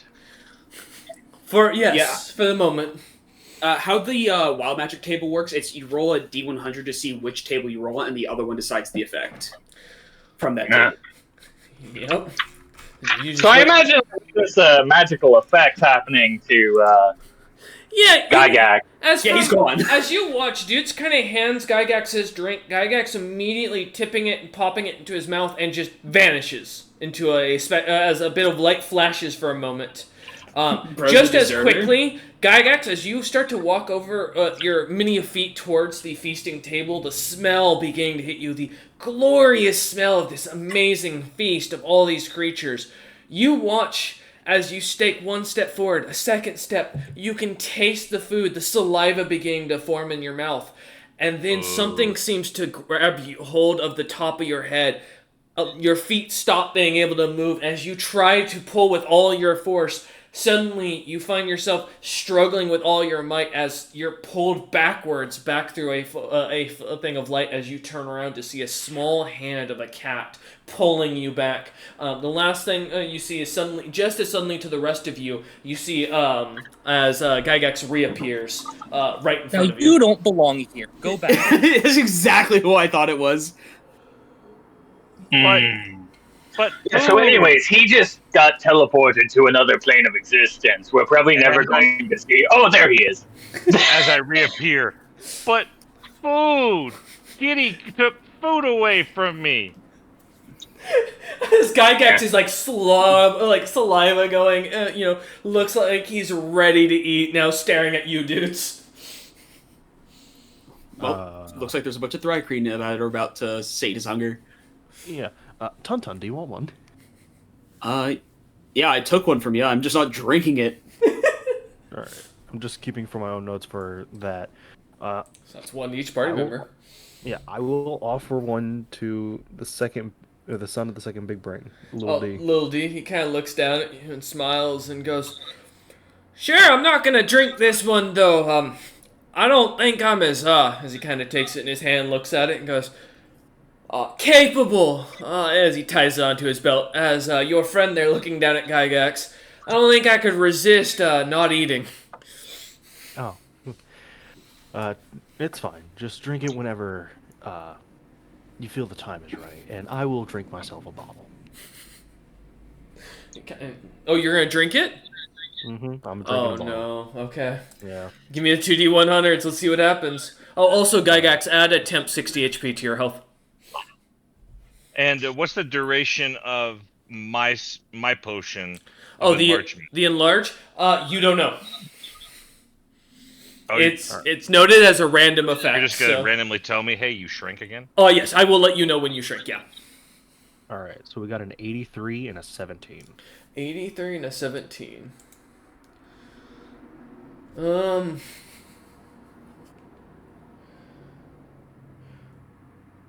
What? luck, I'm just gonna grow face. Well, good news, Zebril. You don't have to worry about saving this party. You just the party just got banished. The party? Centered on the caster, a sphere with a radius of caster level X times 10 feet, in this case 1, so 10 feet around Dudes is the entirety of the party minus little d. And all creatures in this area shift places with an equally sized area from a random plane. Roll on table B2 to see which plane. The areas will remain there for the duration of the intended spell before returning home. If the creatures leave the area under the duration and don't make it back before the original spell ends, they must find another way home. Do we Well, get a will save against this? Yes, you do, because it's Oh, against thank the caster. God! No, yeah, I'm not gonna shunt you into another plane. Don't worry. I was gonna have him roll first for where you were going, but yeah, we'll do the save first. Yeah. So everyone, give me a will save. DC is 11. Okay, that's a 19 without the extra Okay, will. 21. All right. I pass it without even rolling. Well, wow. you could still roll in that one. There's always the chance, which still. And this is a willpower, right? Oh, it's will. Never mind. It is a save. You can't critically fail save. My disregard. Oh, I mean, to be fair, I do have spell resistance. I believe it's a spell resistance of 15, anyways. It is. So Or it's. 14. All right, there you go. 26. Damn, 14. Okay, so none of you failed. So we won't roll on that. So yeah, as you drink it, dudes, you begin to feel something pulling at you for a second, but just as quickly, and as the rest of the party begins to feel this strange pull, it goes away. I look disappointed in dudes. Oh, I wanted to go with the pull. I wanted to go back to paradise. Food. You don't know it would bring you back to paradise. You can actually voluntarily fail saves, so you are allowed to say, "I want to fail this." Yes, but Gygax doesn't know that that's what the potion effect is as far as it goes. So. Did it feel like the same type of movement as when I drank the potion? No, because it did technically roll a different thing. Okay. Also, if it's the banishment effect, I am an aligned outsider, which means that I get sent to a specific place always when I get banished. Since I don't have many of the planes in my world, I don't run outsiders as traditional. You're based on so your species would be more based on the mortal plane. For what you know, yeah. Yeah, because even the fiends of the this fiends world come are from this world. Yeah, there's a special classification of creature to be able to come from the other two planes in the world right now. So, but no worries, that's fine. Yeah. As you lot manage to hold and manage to keep yourself, dudes, kind of thinking for a second, nothing seems to have happened. Though you do get the 60 temp HP. All right. Just like Gygax. As you kind of stand here, Little D looking down at you and goes, "Well, I guess the horn should start at any time. I mean, I don't know why he's not calling for an advance on the hive. There's got to be something." And as he's about to finish that sentence, you hear screaming as the massive hive starts to crack. And the large 12-foot troll comes running out, chunks of his armor torn off, pieces of his body having been bitten or chewed or torn off. His left arm completely gone, is charging, screaming bloody murder back towards the vanguard as he tries to run from the hive. As he makes it about 20 feet from the hive, you watch as about 20 arrows come flying out, pincushioning the back of him. As the creatures start to show themselves, a group of Thrycreen begin to find themselves marching out. As one by one these creatures begin to climb their way out, you watch as trolls start to follow, similarly dressed, all comfortably following after the Thrycreen and following a neatly order. A giant wasp seemingly coming out of one of the larger holes in the top, and lastly what looks to be a Thrycreen being followed standing on a large stag beetle being followed by three other cloaked individuals as the creatures come out of the large hive. I am now going to begin streaming our tabletop for those at home watching. Yes! You just get to listen to the sound of my voice, because that's what D&D is on YouTube. And let's be honest, we don't watch for map combat. For those who have tabletop, you are welcome to watch the stream. For those who can't watch the stream, don't worry. I'm able to tell you. I can keep you up to date where you are. Love tabletop. We run. Are those hexagons? They are. I actually picked up an actual battle map this time. Oh shit! I know, right? It's like the DM was prepared. So I want to ask before I do. I'm supposed to either watch the stream or can I just join? You can join. I know I'm streaming because Kotek shit. doesn't have the game, and so to be fair, if you want, and if Vicar also doesn't have the game, I want to make sure it's open. I do have. I'm the old guy. I see how it is. Yes, you are the old I guy. do have Okay. tabletop simulators. Then, if we are friends on Steam, here, I'll send you my friend code real quick. You can join. I'm going to pause the recording real quick while we get everyone gathered in. Yeah, good. At some point later on in the week, we can hop into a table and I can give you models. Oh yeah, I'm down. It'll be at this point, of course, that Tuntun downs his the potion that makes him larger. All right, let me scale you up. There you go. Raw. Also, I If I didn't drink know another potion, will I get bigger? enlarged does not stack. Damn So it! that, Nope. because so that means I'm huge. Yep. Yeah, so am I. Yep, the two of you are. I'm not going to increase the size of the tokens because then you won't fit No, on the yeah. tiles. So, y'all can mess with that as you will. But as the army begins to file its way out, let's roll some initiative for the group. I've got the initiative for all the enemies already pre-done. So it's just you lot. And yes, I did list health on the individuals to help me for tracking. 20, dirty 20. 20 for the Tuntun. 7 for Gygax. Damn, the one time you roll bad on initiative, I'm shocked. Yeah, and that's with a +5 initiative now that I have improved. Right? Vicarette got 21? No, 6. Okay. I got a 6. Oh, still not the slowest. Surprisingly, I rolled a nat 1 on one of these. So, and dudes? Okay. So Because I wanted to do hide before the battle started. That's fine. Don't worry, I'm gonna let you. I'm just getting the initiative so I can get the order while I get your actions. I got a 5. 5, okay. Still? What's your dex, by chance? My dex is an 18. Okay, well at least that answers that you will go before the ally trolls. But it's not great when you lot are 7, 6, 5. 20! Yeah, a 20. So all right.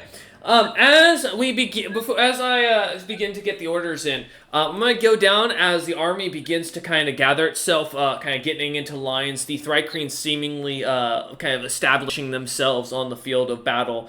I'm gonna go down the order from top to bottom, ignoring Eider and Captain Bison, as both of them are. Well, Captain Bison's close by, but Eider is nowhere to be seen.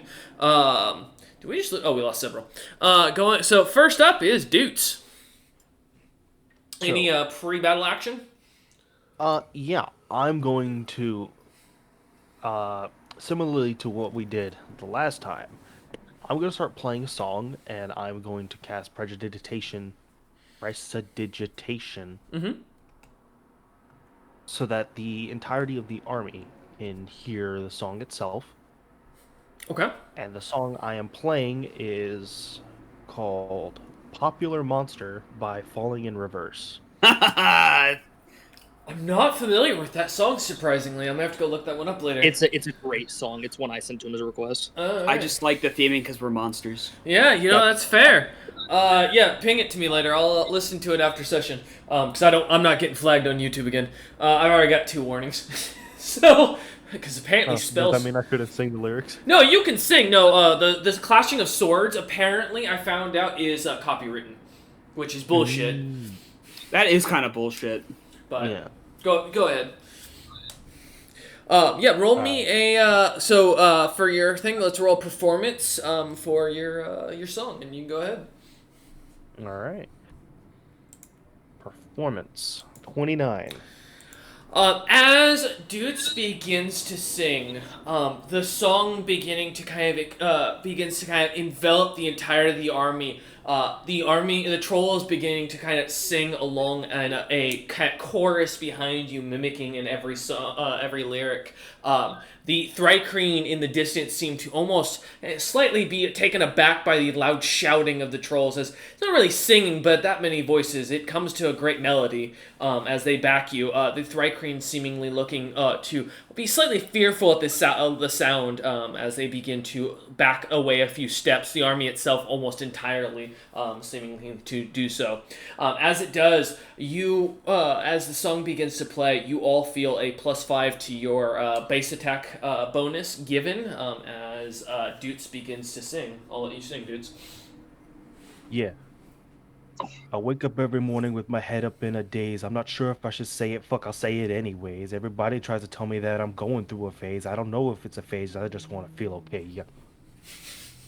Interesting even song to start this battle out with. As the trolls chorus the song, the creatures look on in concern as they watch this small grouping of Thrycreen, seemingly limited in number, as they stop climbing out of the hive. The vanguard kind of waits as the song finishes and the horns begin to blow. Almost immediately as the true groups of troops begin to charge at each other, you start to hear the sounds of horns begin to blare off from behind you lot, coming from the other side of the army. But as you lot can't see that far currently, we will begin with Tuntun at the top of the initiative, being the first to charge off at the sound of the horns. But I got to do a hide.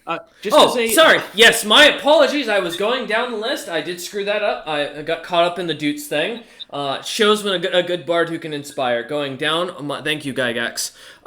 Yes. So going off before we get into the initiative, Tuntun, did you have anything you wanted to start before the battle begins?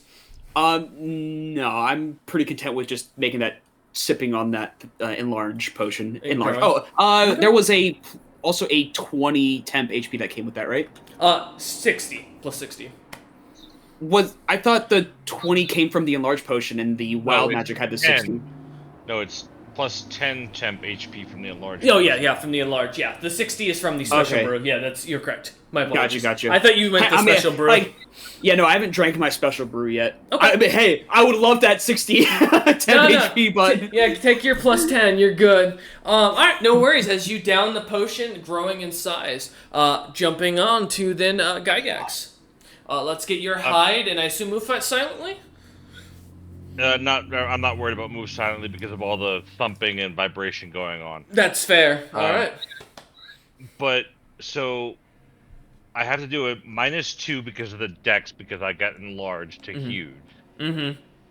But because I have the blanket over my head / cape, does that give me a +1 in my mind? In your mind, sure. Practically, no. Ah, damn it. However, if you think you're stealthy enough and the other trolls agree with you, it might work.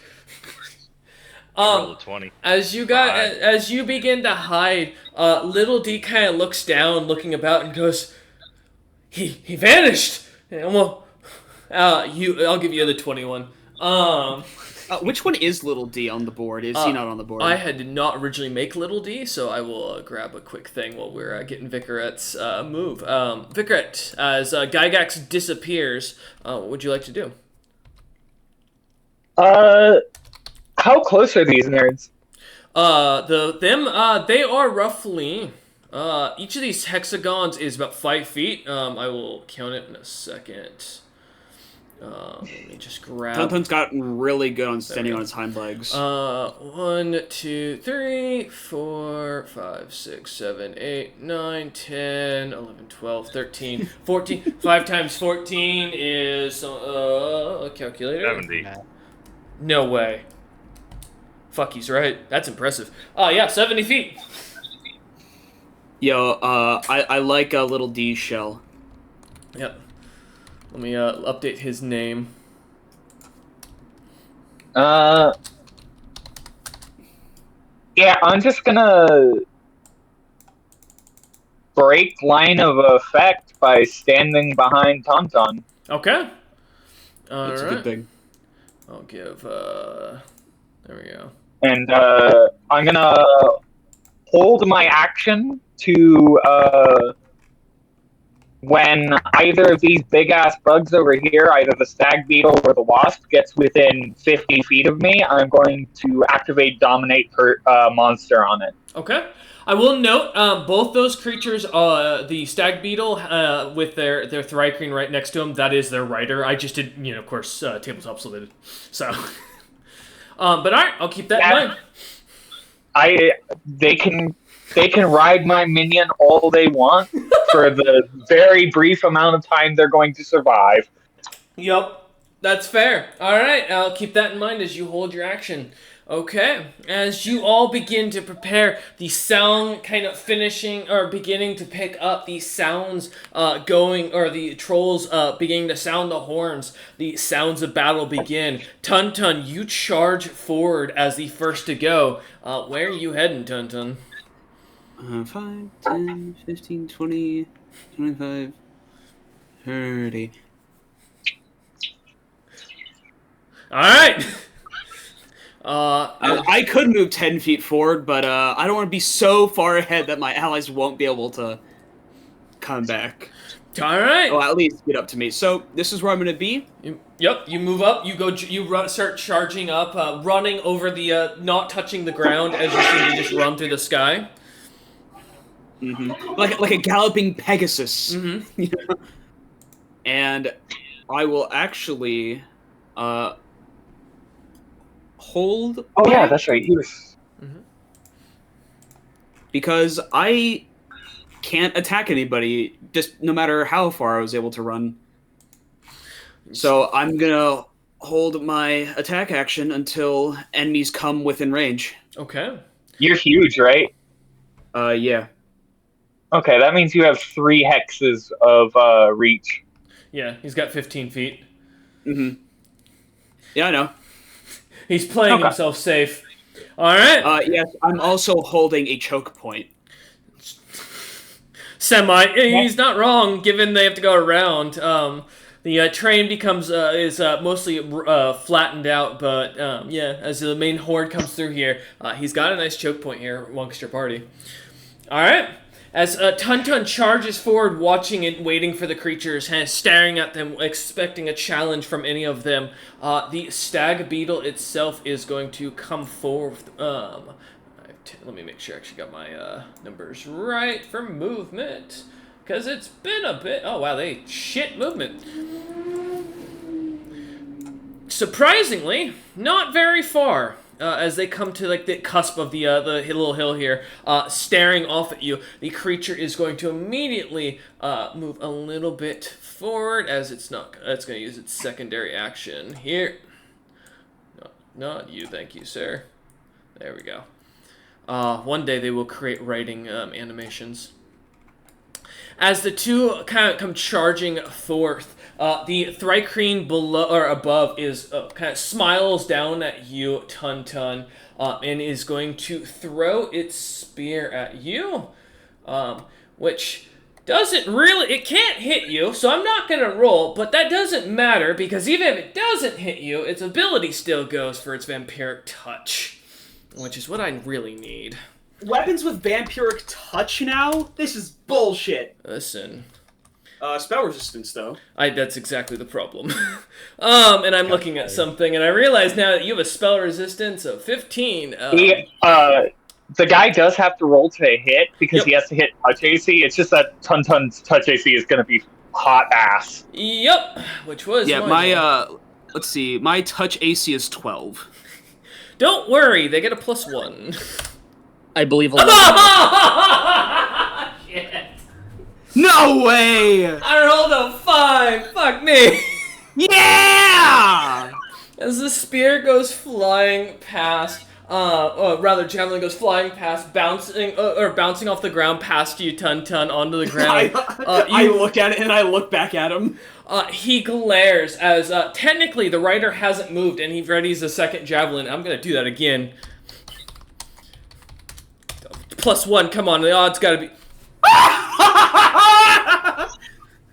That's a 4. All right. I lick my lips, and by lips I mean my beak.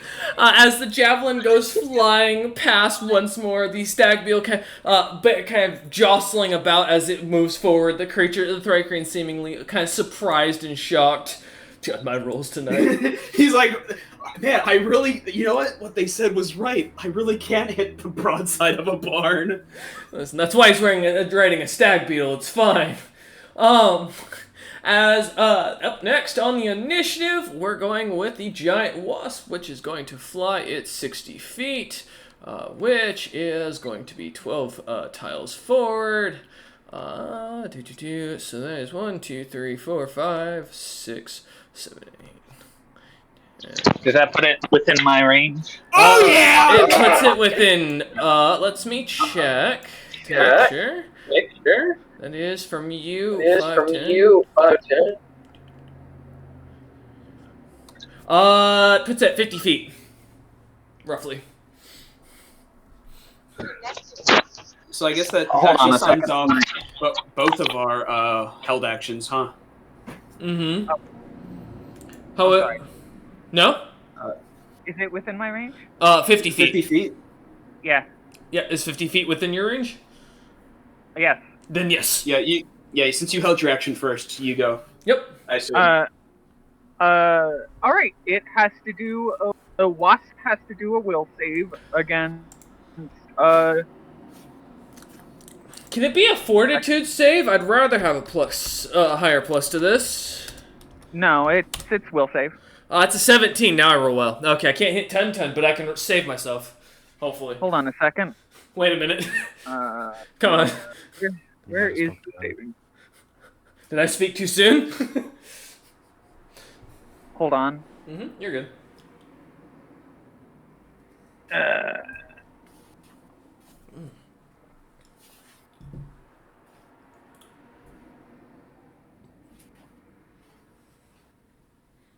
Are you looking up the dominate monster? Yeah. It's a charisma-based saving throw. Please wait. Now calculating your butt fuck score. Basically, it works in the actions that you can get a telepathic link, because it's the same thing as dominate person. Just do a monster. So He barely passes. Oh, yes! Alright, as the creature, seeing the locking eyes with you for a moment, seems to shake its head, kind of looking away and staring down at Tun as it manages to save itself. Tun, your held action. Chomp, chomp. You're biting the wasp. I will say, the wasp is flying above you 10 feet in the air. Oh, wait, Well, never mind, you're larger, you've grown, so... I'm huge. Yep. You can't hide from me. Shit. And Tun is floating, I'm guessing? Slightly 4 off the feet ground. Off the ground. Yeah, yeah. you- It's like 4 inches. Not really much to make a difference. Just enough to not give him a terrain effect. Yeah. All right. Let's see. Because I get +5 from Doots for the attack bonus, right? Yep. All right. So 17 plus 10 plus the 8. So that's well over 30 to hit. That hits? And as for damage, let me pull my... Let's get these bad boys out.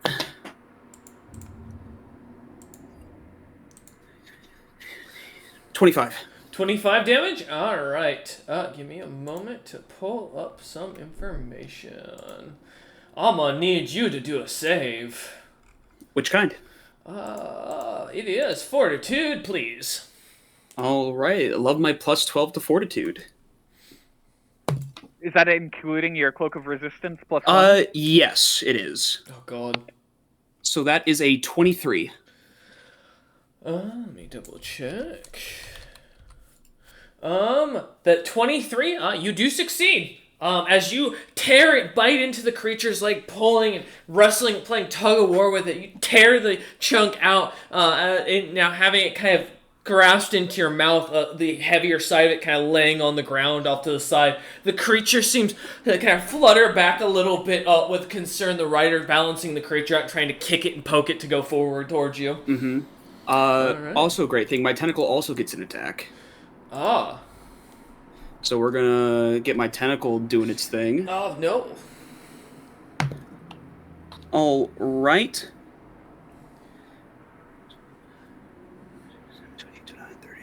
33. 33. That hits. Go ahead and roll damage, and also give me another fortitude save. Well, so since Oh, no, because you're not doing piercing, bludgeoning, or slashing with this. That's right. it's my tentacle attack doing its own little thing. I get. Well, I'll take a look. Yeah. 13 damage. 13. And it needs. Let me look at something because that means with the tentacle attack, it needs to save from being grappled, unless it can't be grappled. No, it can be. All right, let me At this size, at least. read the grapple thing that comes from it.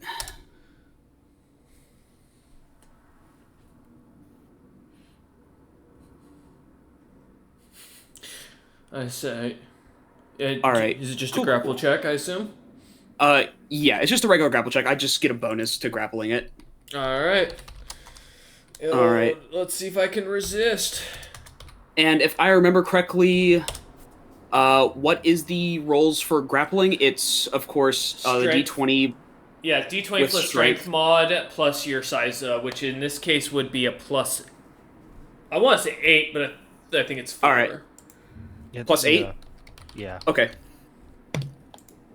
Yeah, 4 is large, and it goes by 4 every Yeah, I size. figured it was 8, Got but you. just to make sure. So. Gotta be a 22. 23, 24. I think you beat a 22. 25, 26. Okay. Alright. Yeah, you don't have So- to keep counting.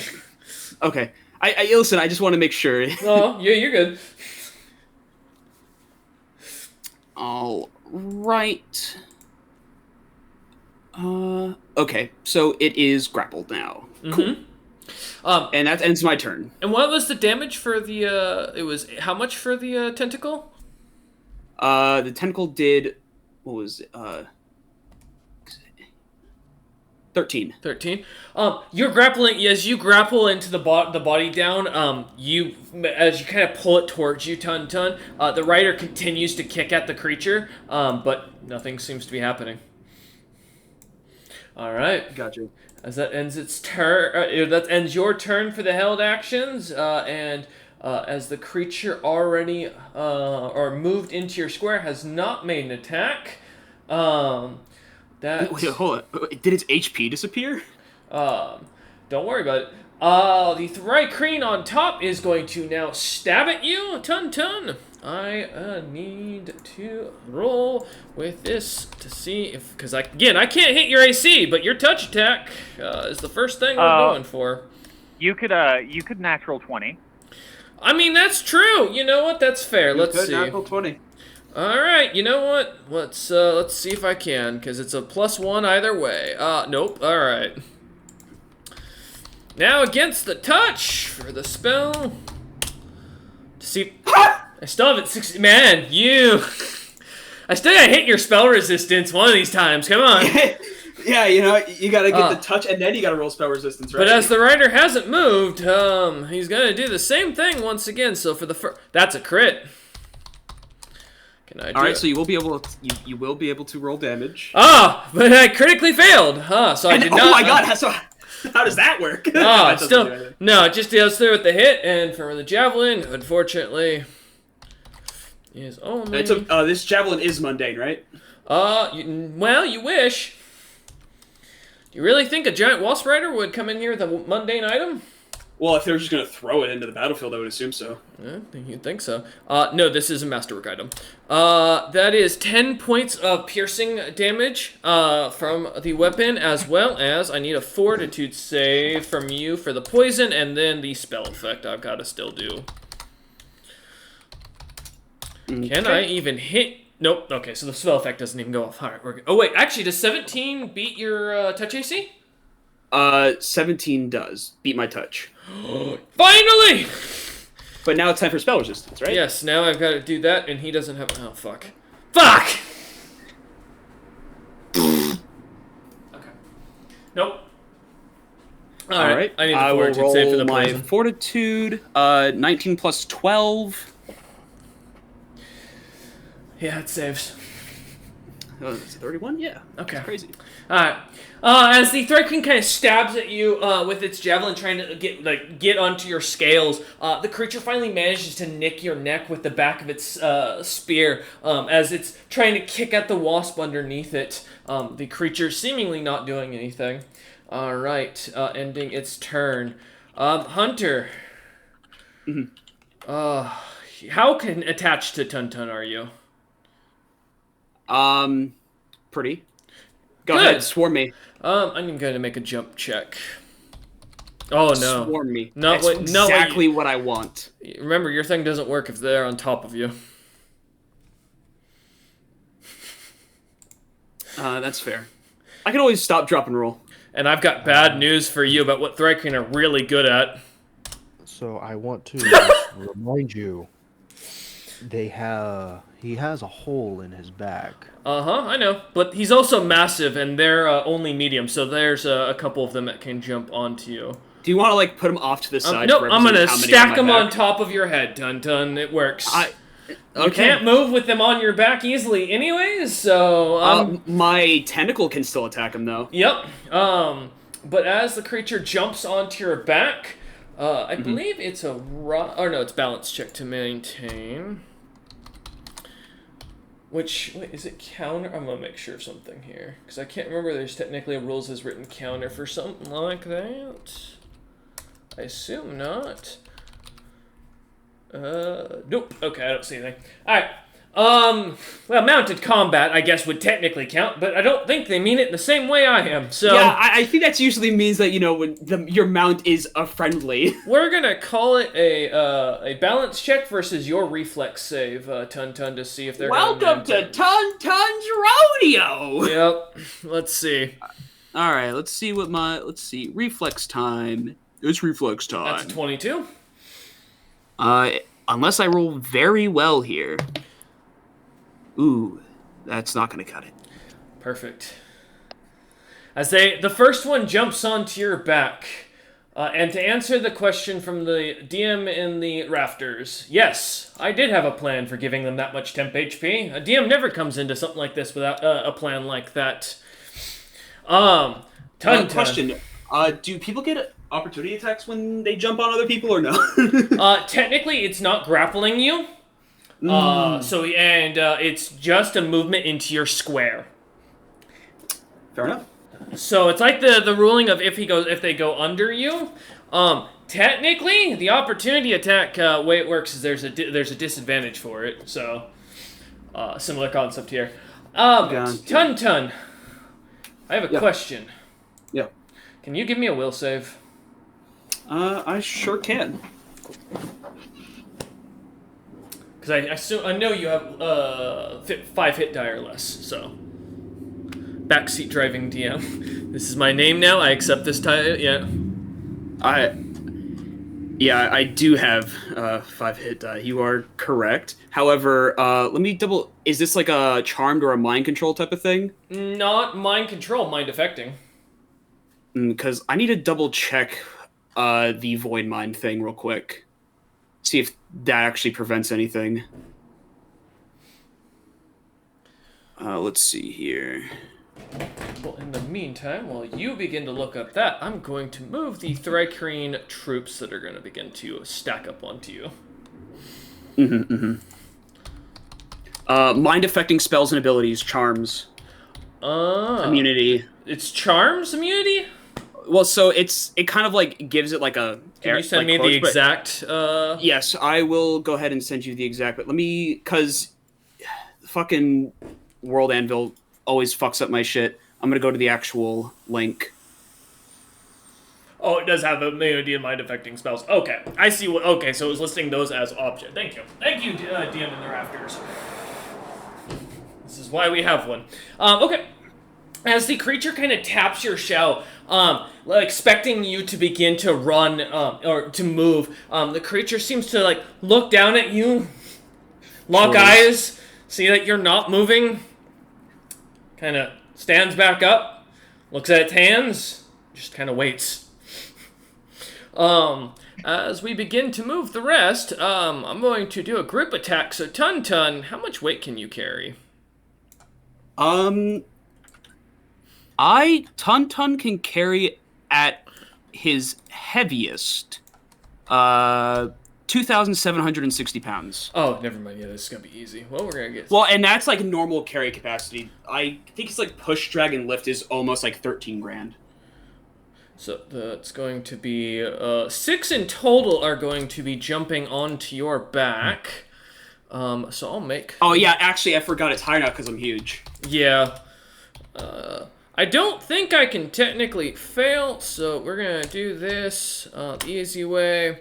I only need 4 of those, or 5 of those. So none of those are a nat 1 except for the first one. In which case, I'll roll for that. Tun, give me a reflex save real quick. Yeah, no problem. See if you can shake off the one that failed, or if he will stay.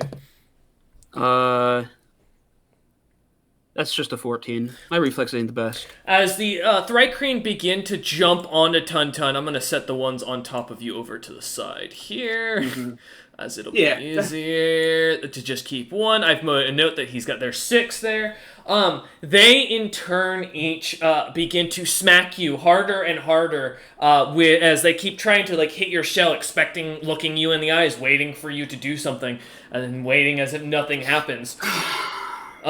The Thrycreen begin to move out. This army is going to head over. This lot, oops, not you, is going to come out. As Thrycreen begin to kind of crest the hill and continue to come out every nook and cranny. I'm going to get them up. You watch as this group kind of starts to pass by Tun, as they start charging forth. This last, though not able to attack as they rush forward at the top speeds. All right. Going on to the next. The hostile trolls charging forth, not taking them. Go over there. Not taking the rest of those with me. They are going to charge off to the side, and as they rush off, kind of trying to go around this this small lake that has been kind of picked out for the battlefield, the trolls kind of start charging as fast as they can, weapons out, yelling and screaming at their fellow countrymen. As we turn to Gygax, what would you like to do, Gygax? First, I'm going to embiggen my screen. Okay. So I can see the table. Yep. There you go. Yeah, real good, clear picture. Tilt the top-down view a little bit more. All right, zoom out a little bit. All right, right there. Stop. Okay. As I grab a wand, I'm going to carefully look to my right across the quiet, serene bed of water. I don't think it's about to be quiet and serene anymore. No, yeah. The view, nice little bit of clean drinking water that the monsters around here used. Almost picturesque. 25, 30, 35, 40. Here, I'll move my finger out of the way. 50, 55, 60. You know, I could zoom in and just tell you. Okay. No. Your hand is the red one, right? No, my hand is white. I'm the red one. Okay, where's the white hand? I don't see the white hand.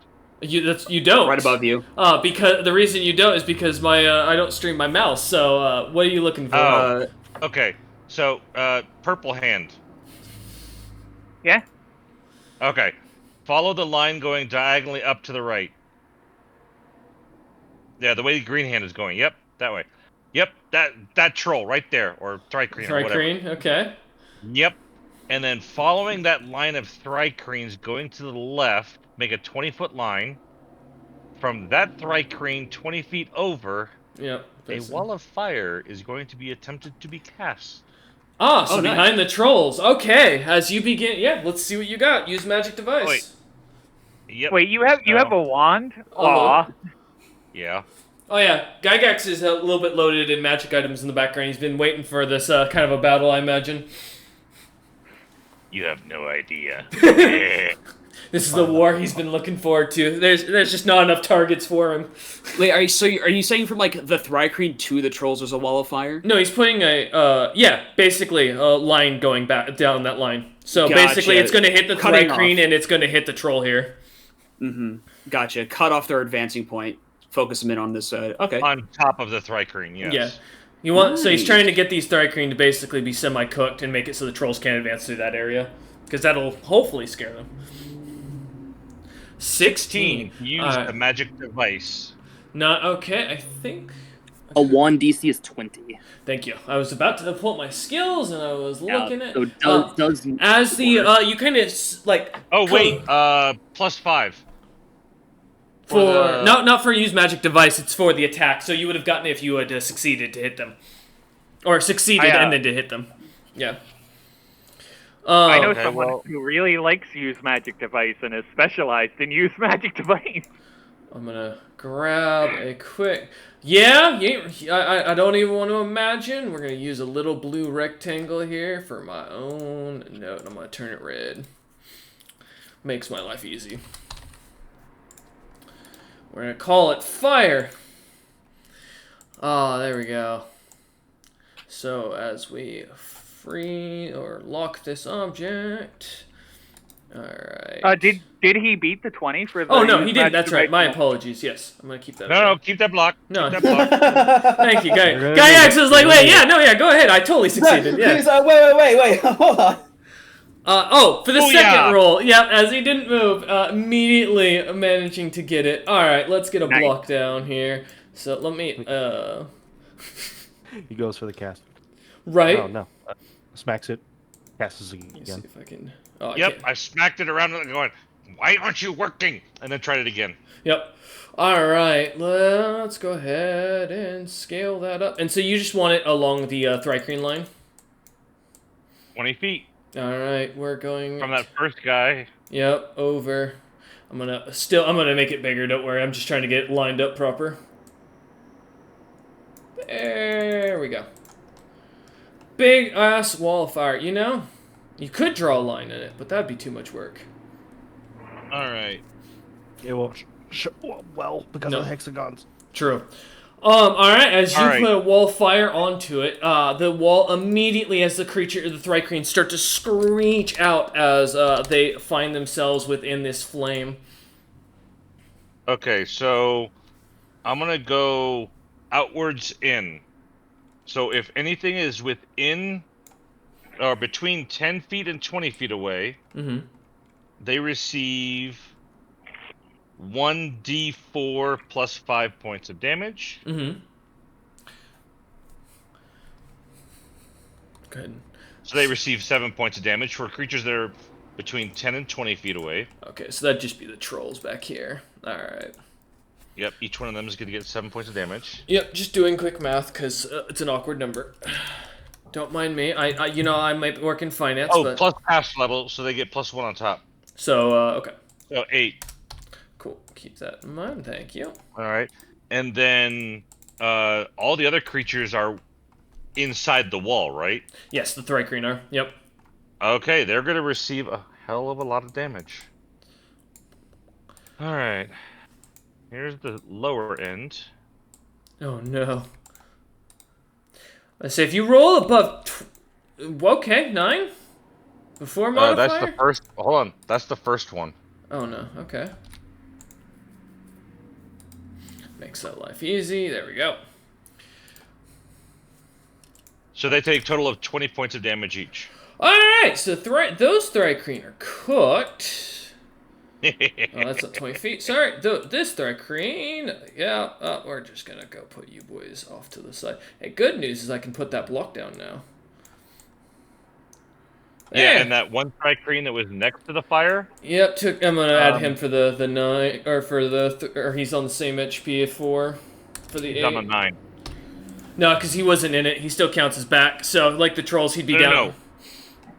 Because he was next to the fire, right next to it, right? Where the other this is considered 10 feet, so that's why, or 5 feet movement. Oh, so this is 5 to 10 feet out. Yes, he receives the full 9 points of damage. Got you. Okay. One make sure. So 9. My apologies. So that would put that at 3. As the creatures kind of begin to burn, the screeches from the Thrycreen clicking out as they begin to literally cook. The trolls screech as they put their hands in front of them, trying to cover their faces from the immediate fire effect. The wall kind of blocking their way. The other Thrycreen kind of almost all those who aren't immediately trying to grapple Tun to the ground right now and piling on top of him, seem to turn at the screeches, almost as if kind of obsessed and not able to look away at those burning within the wall for the moments that happens. Almost as quickly as it begins, though, it ends as the creatures turn back, focusing most of their attention towards Tun. Those amongst the fire seemingly looking for the caster. All right. And those are my 2 actions, unfortunately. Perfect. Going down, Vicaret, you're up. I'm gonna move adjacent to Mr. Chessman and communicating telepathically because it's instant. I'm gonna say, I happen to be specialized in wands. May I borrow that? It's a free Have a action to loose hand grip stuff on the wand as it slowly reaches its way over to him. Okay. Okay. Yeah. Yeah.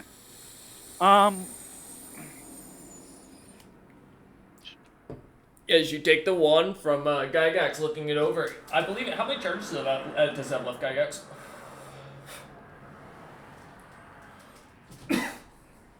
If you remember. 22 out of 50. Okay.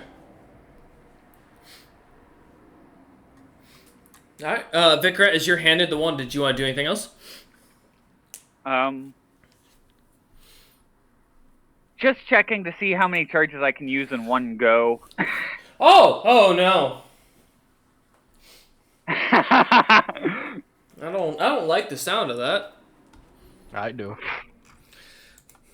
And it's on page 298 of the player's handbook if you want to know the exact reading.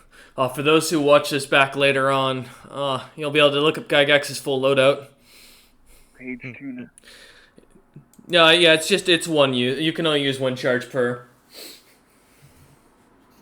Okay. Yeah. Legitimately, it's only in 5e that you get more charges. I believe Pathfinder probably follows something like that, or at least I wouldn't be surprised. But yeah, 3.5, it's 1 charge per use. Does it look like more Thrycreen are going to try and jump on Tun, or does it look like that all that's on him is what's on him? The army around him is kind of focusing themselves towards him, so he is slowly getting surrounded. It's a pretty safe guess that they're going to continue to pile on top of him to try and pin him down. As I handed the wand over... Look worried. Nope. What's up? As I handed the wand over, I reply, aim 20 feet past Tun.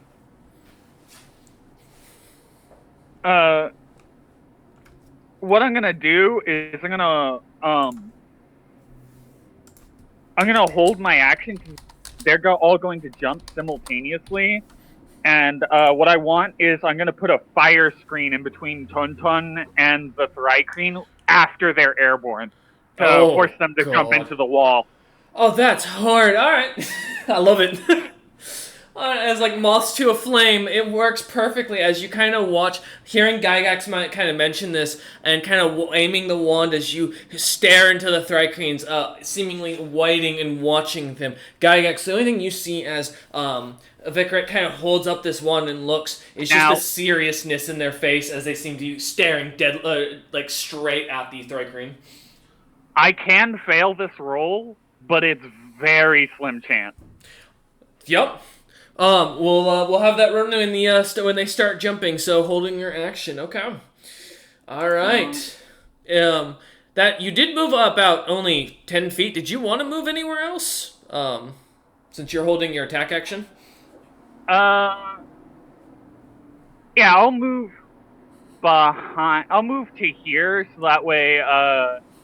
You don't get hit first. First. Yeah, they can't shoot me with ranged attacks. They have to shoot Tun or Gygax. Yeah.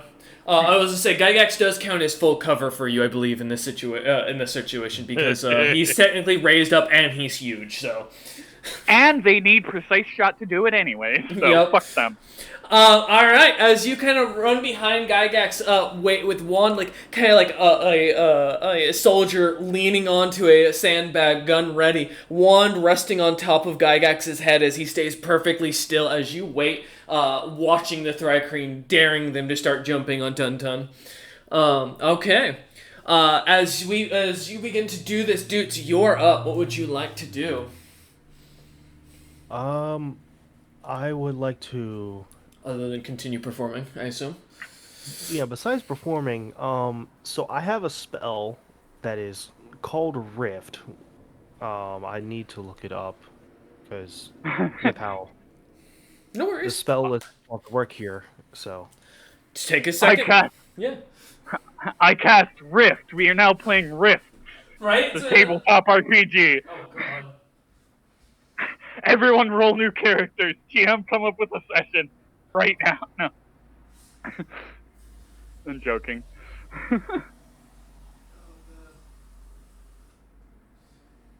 come on.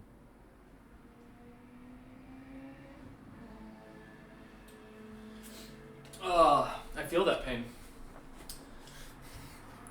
As you begin, while you're doing it, you can roll your perform. Well, I don't know if you're on your phone for both of this. I was gonna say if you've got an extra screen, you can roll your performance and concentration. Okay, so I found the spell. Perfect. I had it wrong. It's not called Rift. It's called Soundburst. Oh, even scarier. All right. Yeah. I don't have to at least make a new game. I'm good with that. Go ahead. So I can blast an area with a tremendous cacophony. Each area or creature in the area will take a D8 of sonic damage. I wanted to know. There's probably no way I can position this to where it will not affect Tun-Tun. So What's I was the hoping range? that it would be, the range on it Or radius, really, I guess. Range is close, 25 feet plus 5. Area is 10-foot radius. So 20 feet plus 5 for your caster level. You're a bard, so you're a half caster. So you've got, what, one? So that's 26 feet? Or, 30 feet? 30 doesn't even get to me. Yeah, it doesn't even reach. So hold up. You could always move first. Yeah, you could theoretically target a point. I don't know if it's got an area of effect. It's you just have to hit center it on an area. But you'd have to move up a bit. Although I think Levitos is confirming something on the half casting thing in the background. So I was gonna say, if I could style it in a way, because it is going to blast out sound. Where I guess I don't know how sonic damage really works. I'm gonna be honest. If it's more like a wave of just force. Got you. Okay, Or if so it's just sound. my apologies. You'd have 50 feet. I did my math wrong. So with that in mind, Then he will get me. Because 30 feet only, just passed. no, I'm saying, well, he can choose an Oh, for area 50. within to center it on in within that 50 feet. So Yes, if, yes. for example, he wanted to center on the Thrycreen, he could, but it would still, for the area effect, would still hit you. 35, because every 2 levels is 5 feet. Oh, is it every bonus. 2 levels? Oh, it is 35. Yeah. Oh shit. Yeah, so 35. Alright. So it's Here. fine. I'm not gonna be able to reach. Well, right so- next to Tun-Tun, actually, would be it. Yeah. So Because, I am huge, so, technically I'd cover more ground, but, so Because what I was gonna try and do is I wanted to launch all the Thrycreen that was on his back off. I mean, you could try and center it on his back. You just have to move up 5 feet. It's the only issue. I will step 5 feet and do this. Okay. Give me the perform concentration check to keep your performance up. All right. Or rather, no, in this case, just the concentration, because you're not trying to gain a higher boost, because that's why you're moving. Yeah. So, just concentration to maintain. I remove the ad because I don't have an ad blocker. Bro, 26. how could you not? 26! Easy success of maintaining your music as you continue singing. All right. Yeah. So I'll continue the lyrics afterwards. So the Thrycreen, because I'm going to focus it on one of the Thrycreen on his back. Okay. I assume the lowest point. Yeah, they need to make a Fortitude save. Give me a second. Oh, yes, I've got a +2. Thank God. Alright, 60, 20. That's a 12, 14, 13, 13, 6, 22. I think 22 saves. Caster level for you would be 15 for the DC, I assume. Because 10 plus caster level, so the only one that does succeed would be, in this case, 10. 10 plus spell level plus his charisma is a spell DC? Because he's a bard? Yeah, so this spell... Well, my charisma is 20. This spell is a 3rd level spell. Yep, so DC 18. Yeah, okay. So, alright, cool. So, with a DC 18, just to note, then it's only as one of the Thrycreen manages to succeed, the one on the top of the pile, managing to, assumedly seems to be deaf, as the older age Thrycreen doesn't seem to even respond to the sound. Go ahead and roll damage, though. Alright, so, I got good news. So, the ones that failed, they'll be taking 4 damage, and they are also stunned for 1 round. Oh, no. Wait a minute. Tun, no. Hey, man, you know... I know what you're thinking, Tun. I may not be able to attack those on my back, but my tentacle can. And my tentacle can definitely do a little bit more than 12 damage. Yeah, I don't like that. Okay. And Great Cleave is a hell of a feat. Yeah, it is. Alright, as, dudes, you begin, playing, or casting the spell, the immediate sound of metal, clashing on metal begins to kind of reverberate from your back, Tun, though you hear nothing, as, the spell seems to focus upwards towards the creatures above, kind of encapsulating them as it does. The Thrycreen seem to almost seem slightly startled by this. I do actually need a Fortitude save, though, from Tun for the spell. Because you still get hit spell by save. it. Oh, that's right. So, dudes, can you roll me a D20 plus... oh, shit. I gotta remember. 5. Thank you. I was like, wait a minute. That's 7. Alright, Tun's fine. Woohoo! Which only encourages dudes to use higher-end spells to try and smack Tun with, because he doesn't have to worry about hitting him. Yeah, I think Tuntun had a little bit of brain goop in his ears. I think that's what saved him that time. The metal clangs on each other, the Thrycreen seemingly stunned, kind of halting their movement on Tun's back, all but the last one, who seems completely confused and just keeps smacking the side of Tun's helmet with his hand. Ding, ding, ding, ding, ding, ding, ding. No, but as, dudes, you continue to perform your music. I'll let you do your song. I battle with depression, but the question still remains, is this post-traumatic stress or am I suppressing rage? And my doctor tries to tell me that I'm going through a phase. Yeah, it's not a fucking phase. Yeah, I want to feel okay. Alright. Dude's just thinking about his mother. I say, dudes feel okay right now? Because, damn, this seems personal. Alright. As you begin to sing out, the trolls seemingly echoing behind you, as you do, the song carries on the wind. The Thrycreen now more focused, though, unfortunately, on Tun. Little D is going to do what he does best, and that is charge forth at his full movement, and then is going to turn to Tun, smile, wave. I wink. And then I'm gonna pull up my my spells list here real quick to watch as Tun's going to have an interesting time. So there's like 7 Thrycreen on my back, right? Yeah, and that's what he's aiming at. Don't worry.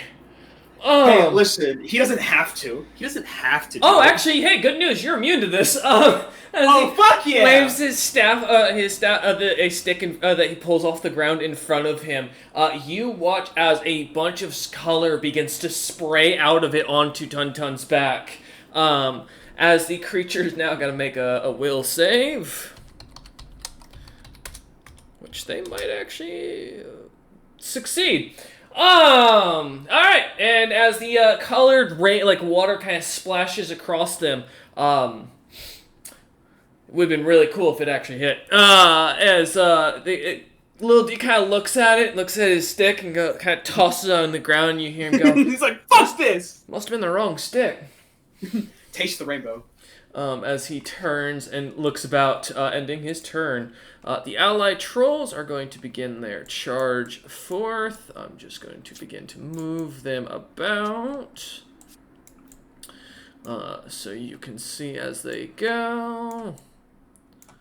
Some walking through the deep water, or the slightly ankle deep water for the trolls, as they kind of start to push forward. All right. Backing out to there, and then lastly, my favorite individuals, and if Tun hasn't seen them yet, he's about to. No, I see him back there. The 3 Dread Necromancers climbing onto the map. As these 3 cloaked individual Thrycrane kind of pull out these almost carapace-like staffs that look to be kind of shedded, or shed from the creatures, or just kind of taken from the dead carcasses, turned and melded into staffs with glowing bits of gemstones within them. They seem to each raise their staffs together. I don't like looking at this, guys. I'm okay with a bunch of warriors coming at me, but casters is where I draw the line. And Tun tentacles begin to sprout out of the ground with those black-like tendrils grappling and grabbing at everything as they do. I need you to make a grapple check. Excellent.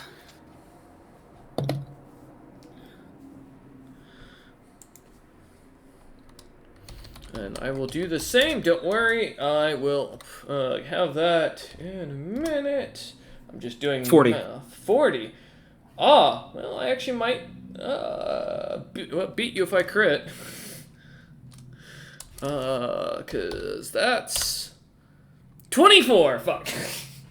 As the tentacles begin to grab a hold of, try to grab a hold of you, trying to pull you to the ground. Let me make little D's roll as well, because technically he's within range.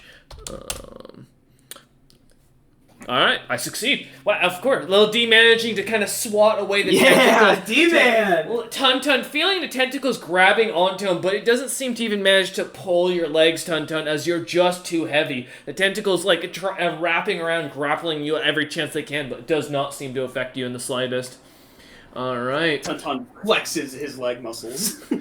Back up to the top of the initiative. Believe it or not, that was 1 round. Tun, you are up. Oh, right.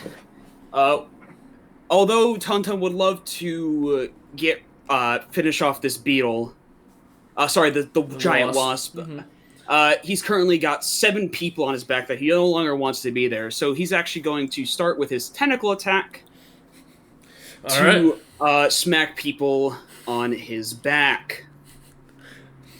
Smacking the first one, okay. Yep. Let me double check things.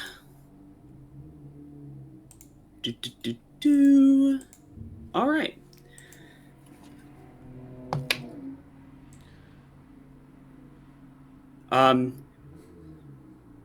18, 19, 20, 21, 22, 23, 24, 25, 26, 27. Jesus Christ. 28, 29, 30, 31, 32. Stop counting! 35. That's it, 35. Minus 2 to their AC because they're stunned, thank you, dudes. Surprisingly, yeah, that's gonna hit. All right. And I also realize that since I'm huge now, my tentacle attack actually does more because it scales with size. Yeah, it does. Thank you, DM from the rafters. Bum, ba-da-da. Sometimes he's on my side, sometimes he's not. 17 damage. Single target, correct? Yep. So whichever one you want it to land on will land on it. Alright, as you smack one of the Thrycreans off, the body goes flying off into the fiery wall, kind of burning and incinerating into the remaining fiery wall.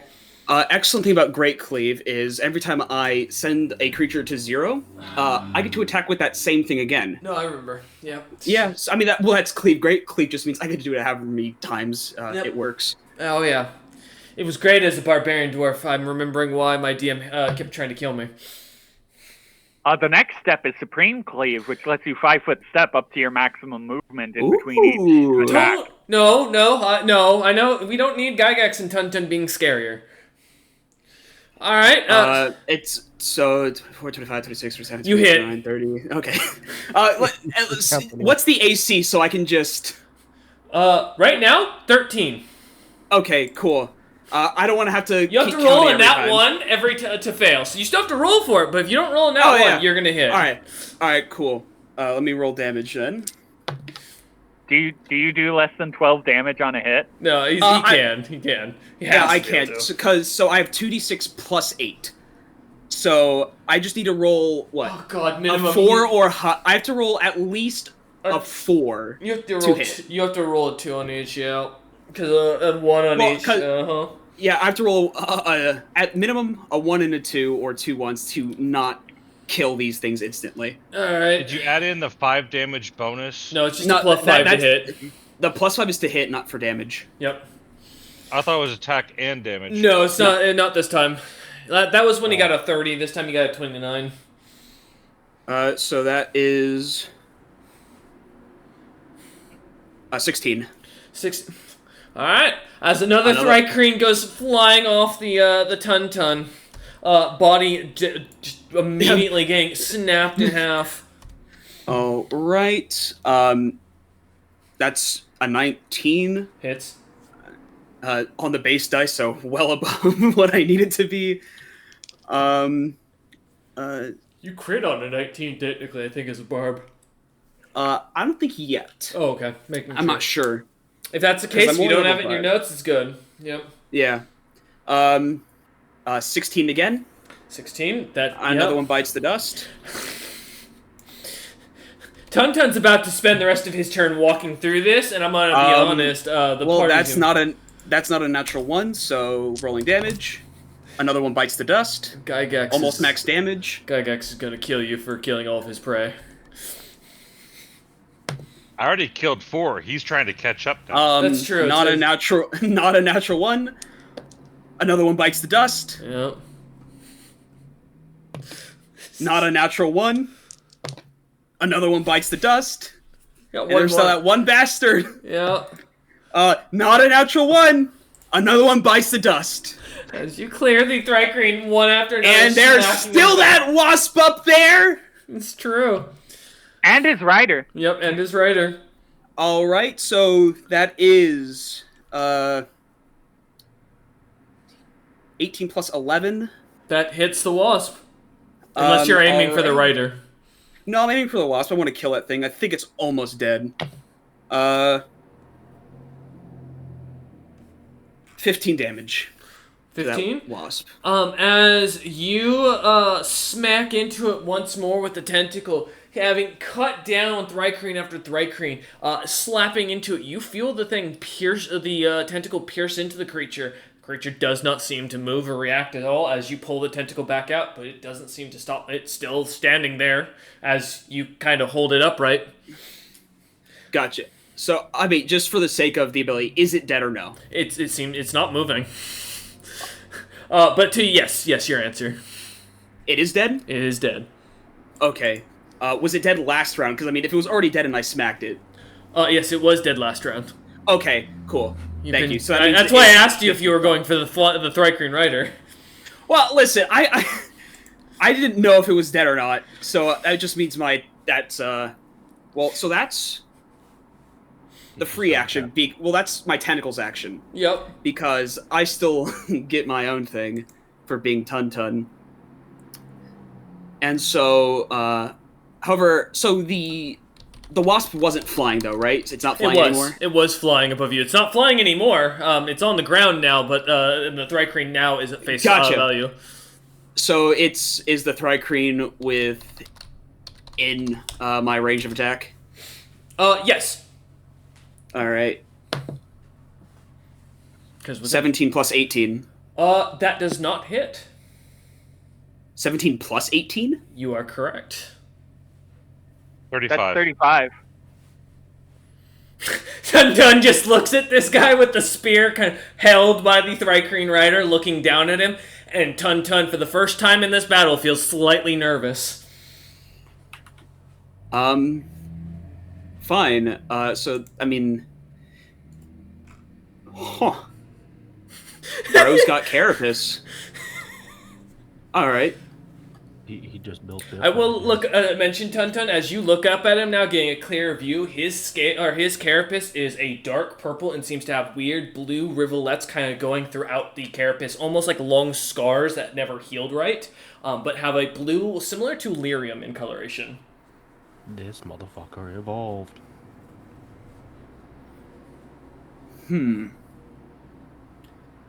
Well then, since I'm not moving...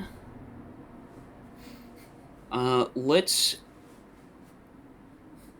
hit him. I would say hit him with a cone of slime, but that's a fortitude save, and I'm assuming this man has got fortitude. Wait, hold on.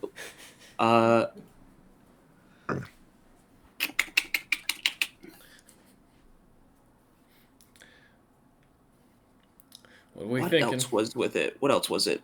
I'm trying to...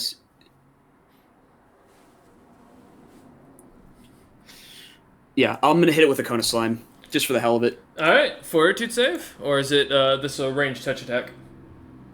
It is...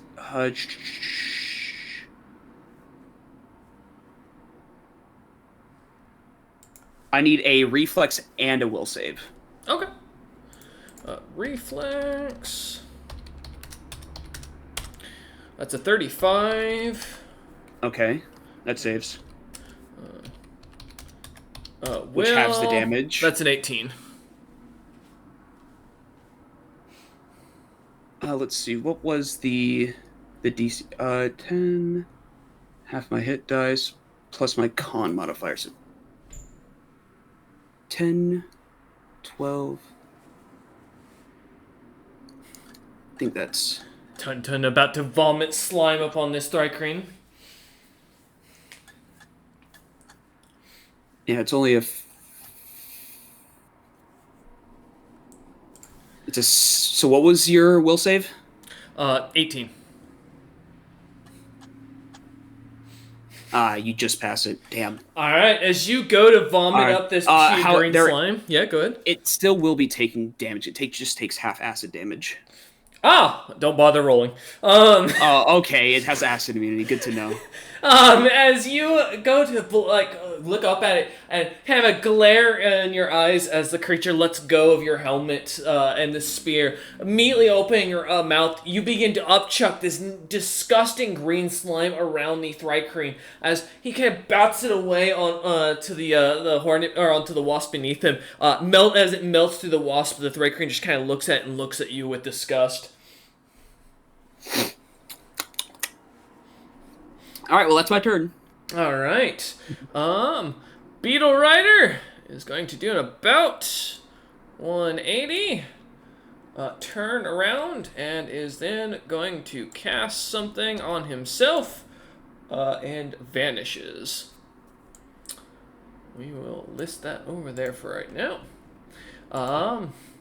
Alright. As the Wasp Rider looks down at Tun.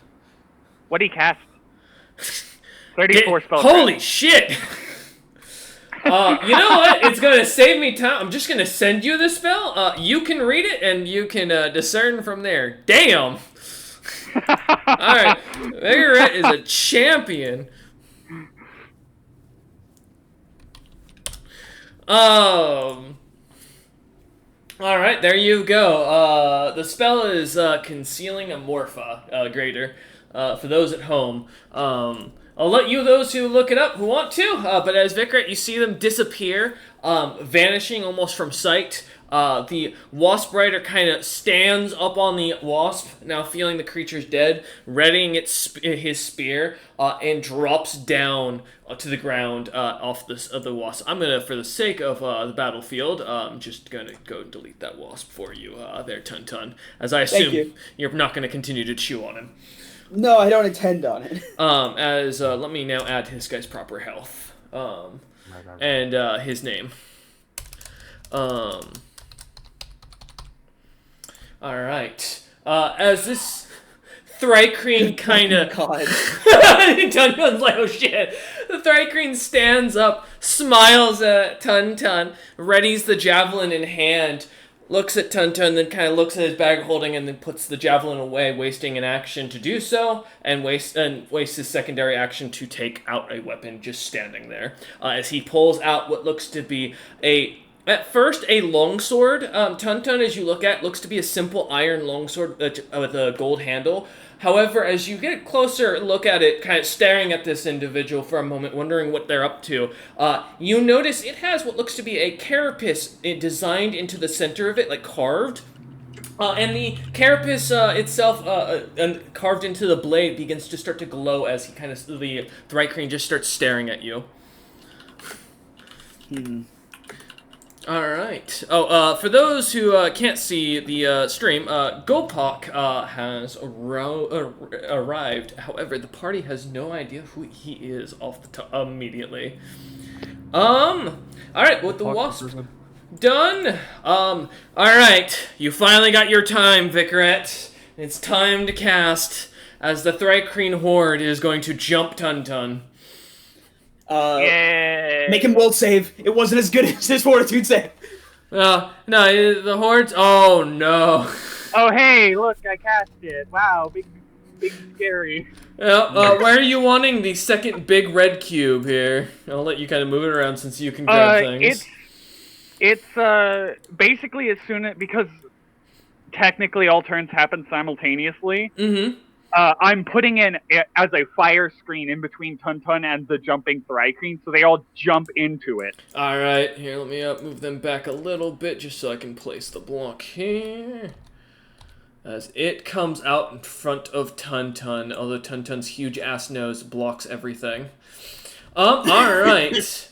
God, what am I, Mike? You're holding up the firewall, don't worry, Tuntun. As the Thrycreen begin to jump into it, well, they can't really make a save to not jump into it. So I'm gonna roll the save because I think a wall of fire is half damage if you succeed. There is no succeed. Oh, that's right. It's just them jumping in. Yeah, go ahead and roll damage. Yeah, so it's gonna be 2d4 plus your caster level plus 2d6 plus your caster level. Okay. 2d6 plus 2d4 plus 2 times my caster level twice. The wand's caster level twice, right. The wand's caster level, for reference, I believe is 1. I say the caster does not matter, it's just the wand. Yeah. The wand is one. I separated it out a very specific way because I like doing it this way, but yeah. 16 damage. As the Thrycreen army that Tuntun was worried about for a second just goes up immediately in smoke as it jumps towards him, rushing out. The last of the lot over here, of being the only one who isn't knowing what is happening and seeing the commander, is going to kind of turn and step over about 5 feet and stand here as a guard. And Tuntun's gonna take, was it 1d4 damage? Oh, Tuntun has to make a fortitude save, doesn't he? For the distance, because he's not standing in it. There is no save. It's a just distance save. Yeah, no, but it still has to roll, so it's gonna be in this case a d20 plus 1 for the spell resistance to see if you can go past it. If you wouldn't mind, Vicaret. Okay. Yeah. Also. Oh man, you're so lucky that I'm not like a higher level artificer. 10 fails. However, Little D does get singed and does take some of that damage. No. As the firewall goes up, he kind of looks at surprised and looks over at the Thrycreen, who just jumped down, seeing Gulpok and looking at him jumping off the wasp, and goes, "How dare you!" Grabbing, kind of shaking his staff at the individual. And the Thrycreen that is next to Tun still, he'll take damage as well. Yes. He is fire immune, so. At least for this round. Bro is fire immune. He is acid immune. If you look up the lore, you'll know why here in a minute. GM in the rafters. Why don't you go ahead and if you got a chance to copy and paste that for them, so they got a little something to read in between their turns. You want me to copy his overleveled ass? Yeah, give me a minute. Yeah, just what I put for them. His overleveled ass, great. Yeah. You'll see. He could kill all of you. All right. As that ends the Thrycreen's turns, the trolls are gonna do a slight walk around of the wall. As they do that, they take damage again. So they don't know. They don't understand the concept, though. They assume it's just from the heat, so they're just going around. So yeah, go ahead and roll for damage for the firewall there, Gygax, on those. Let me find it again. It's 2d4, I think, because they're going around it. Yeah. All right. Assume. Wipe him out. Yep. Wipe him out, buddy. It's possible he could roll the 4 and kill them here. I also will say, Wall of Fire says Hey. you pick one direction the fire radiates in, not all directions. Well, assumedly it's radiating to the right. This one's radiating over here to block this off is what the idea is. So that's as I had them walk it around. does not say that. It So- says in all directions. Yeah, fair enough. As the trolls kind of start to rush past it, they manage to get through, killing the creatures as they kind of almost start to burn up as they run, thinking that they just go wider in an arc around. The creatures unfortunately find themselves catching a blaze each time, falling to the ground and burning as the screams and the smell of burning or of cooking meat can be caught on the wind. As this happens, as these trolls end their turn, Gygax, give me a free action, so you're not wasting anything on this, spot check. To see if you notice anything.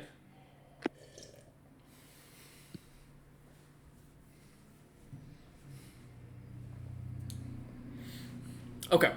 As you look back, Gygax, kind of just for a moment looking about the battlefield, enjoying and laughing at the trolls burning themselves alive in truth, out of the corner of your vision, as you look back, the massive army of what you originally counted to be somewhere around 60, maybe 70,000 trolls, are...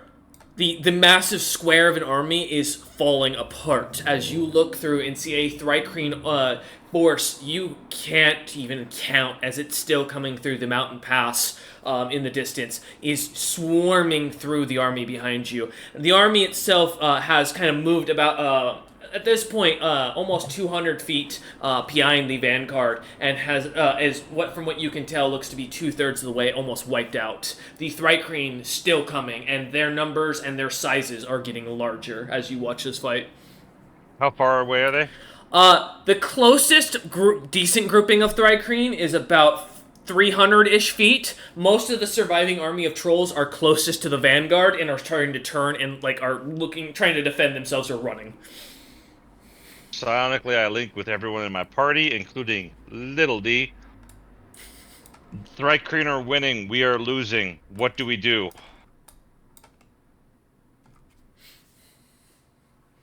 The whole party I'll give as a free action to speak as far as this goes. So, To be honest, I'm mostly curious on what Little D has to say, since he is the commander. do you all, I assume, Doots and Vicaret just kind of are waiting to see if what Little D says as well? Before I do speak, yeah. Alright. As I hear no objection from Vicaret, alright. Little D just kind of looks about the group of you and looks back for a second and goes, "We need to either survive or run. And I don't think we're going to be surviving this fight if we stick around." As he kind of looks at each of you with a little bit of worry in his eye. "I don't see Seji's camp. That means the vanguards, or the main force, and the best of our troops are gone. Unless you all think we can take an army. I'm not betting my chances on that, though." Given he looks over at Tun and sees the small pile of bodies around him and the burnt ashes coming through the wall, and goes, We might actually stand a chance. Who knows? I mean, hey, listen, if it's a whole bunch of the normal Thrycreen, yeah, we'd be good. But I don't think Golpak here is going to make things easier for us. No. Especially if I couldn't hit him with, like, a 30 plus to hit.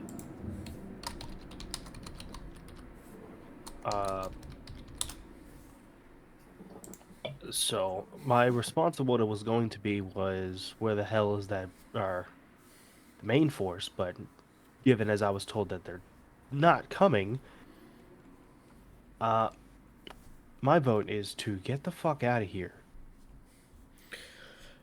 He looks at Lil D looks about and goes, "If we run now, we have a chance of surviving. Worst case, we escape.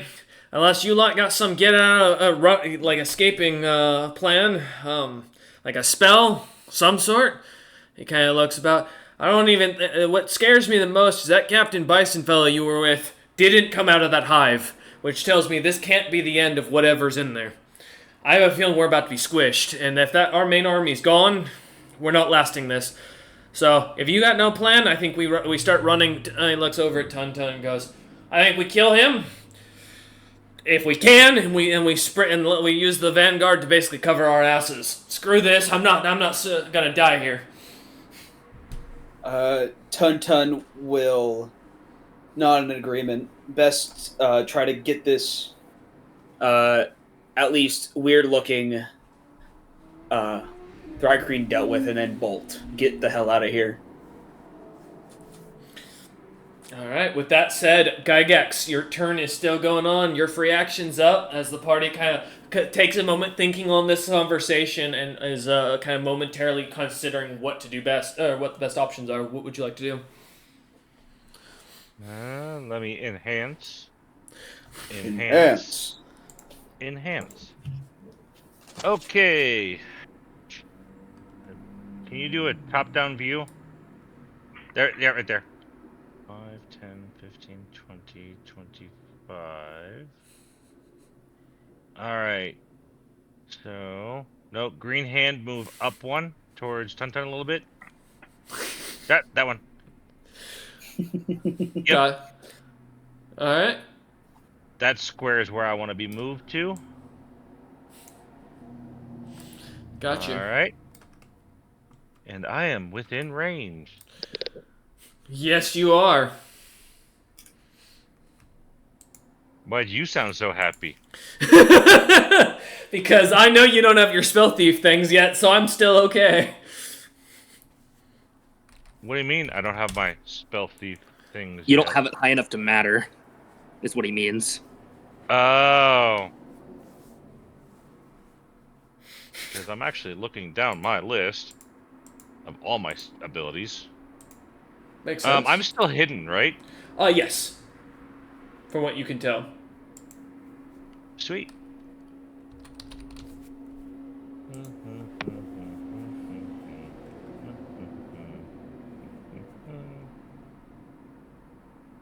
Alright. Okay, so I will be doing a pseudopod attack. Okay. That'll be that, that.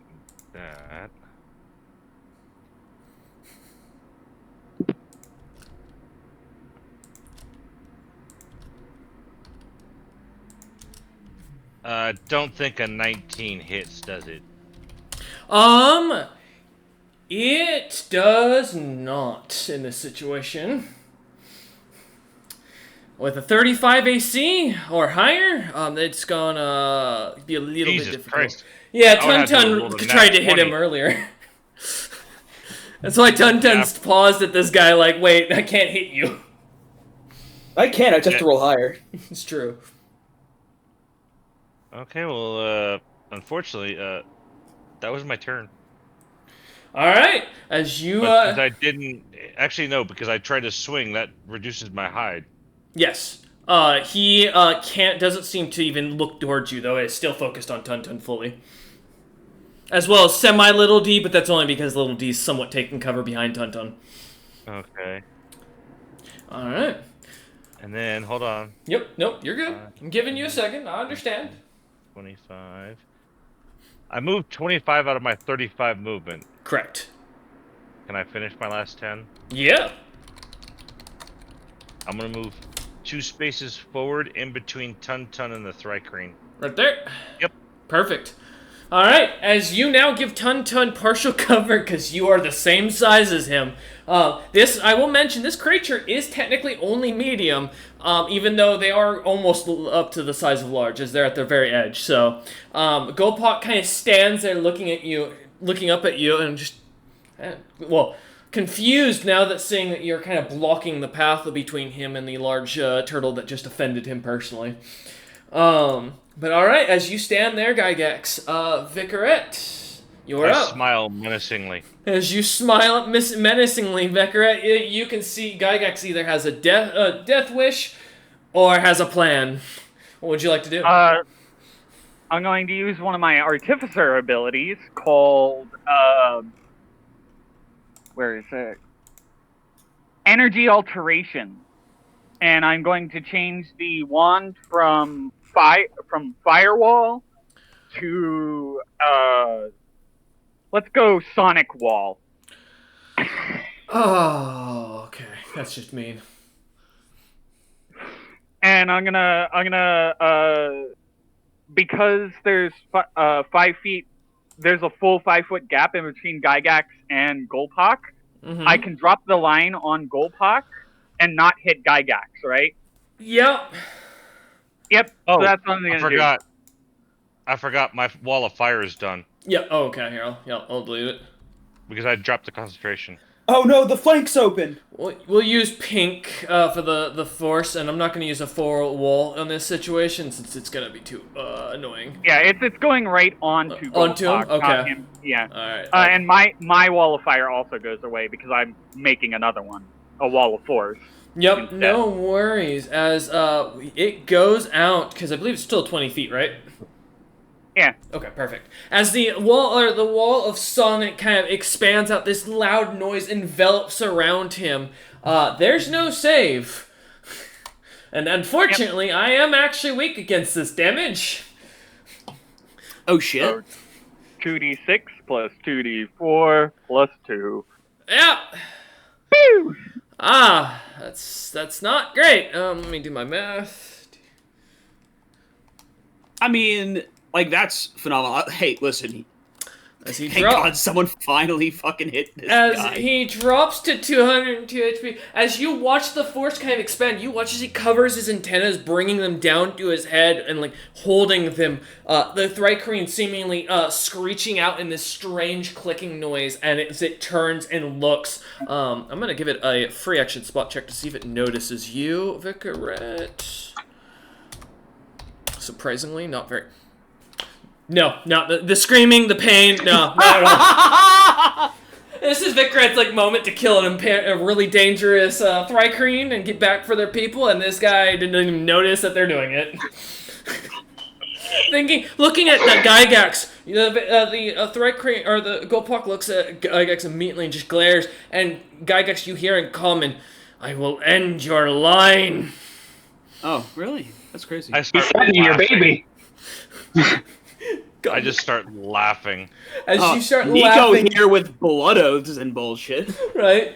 All right, Vicaret, that's you haven't moved, and is it technically an action to do the artificer infusion setup, like to change the item? Yeah, It is, okay. Yeah.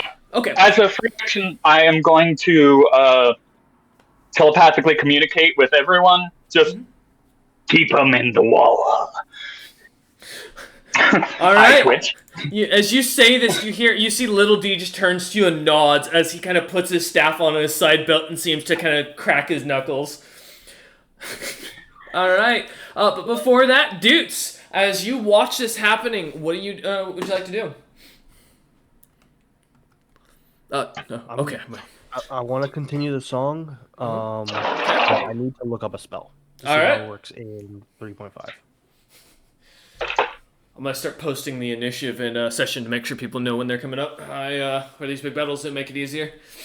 No worries. Give me a concentration check, and if you plan to move, you can hold off on giving the perform. If you don't plan to move, you can use the perform. Oops.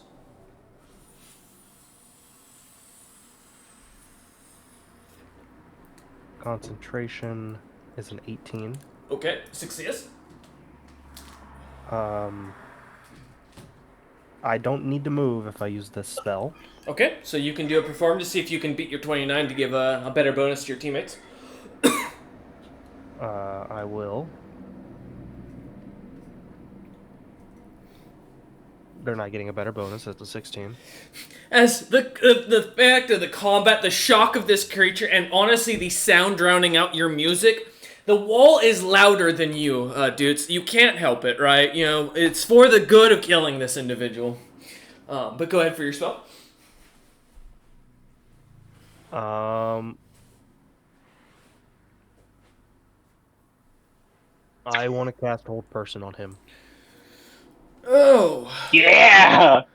Oh no. Alright. Please tell me that's a reflex save and not a will save. It is a will Will. save. Okay, let me just check something real quick. Do I have a choice to just tell you no? Come on, big dog. You got this. Trap him. Guys, I really think we should run him. I'll be real with you. Give me a minute. While Surprise. killing him is going to be very well on a record. I've got bad news though for you. Yeah. He doesn't count as a humanoid. Monstrous humanoids, my man. I was looking up the same thing, Levitos. Thank you. Because I was wondering. I'm like, wait a minute. Hold up. I'm pretty sure guys, a whole monster is something they're different. not people. They don't matter. Hey, Tun. I don't want to get really close with my mic for the quality of the audience here, but just to whisper this into your ear and remind you, you don't count as a person either. I know I don't. Okay. So, if I can instead then cast All right, I'm a Sonic gentleman. or Sound Burst on him. You can. Go if that's what you want. What's the save for it? The save will be, if I remember correctly, we discussed it was, what, 18? No, I meant will, reflex. It's going to be a fortitude. Oh, it's fortitude. Okay. Oh, that's perfect. Let me double check my rolls here. Are Thrycreen monstrous humanoids in 3.5? Yep, medium monstrous humanoids I've got pulled up in the They background. are. 31. Oh, okay.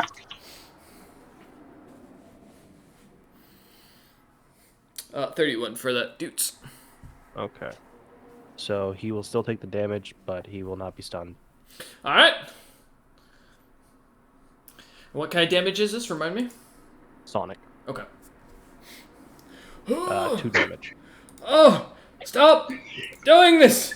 As you start to kind of like, as the sound kind of blinks, or the sound kind of expands in his ear, targeting directly towards his targeting straight towards his antennas. The creature seems to like jolt and like glare at you as it kind of tries to cover its antennas more, trying to get rid of the sound in any way it possibly can.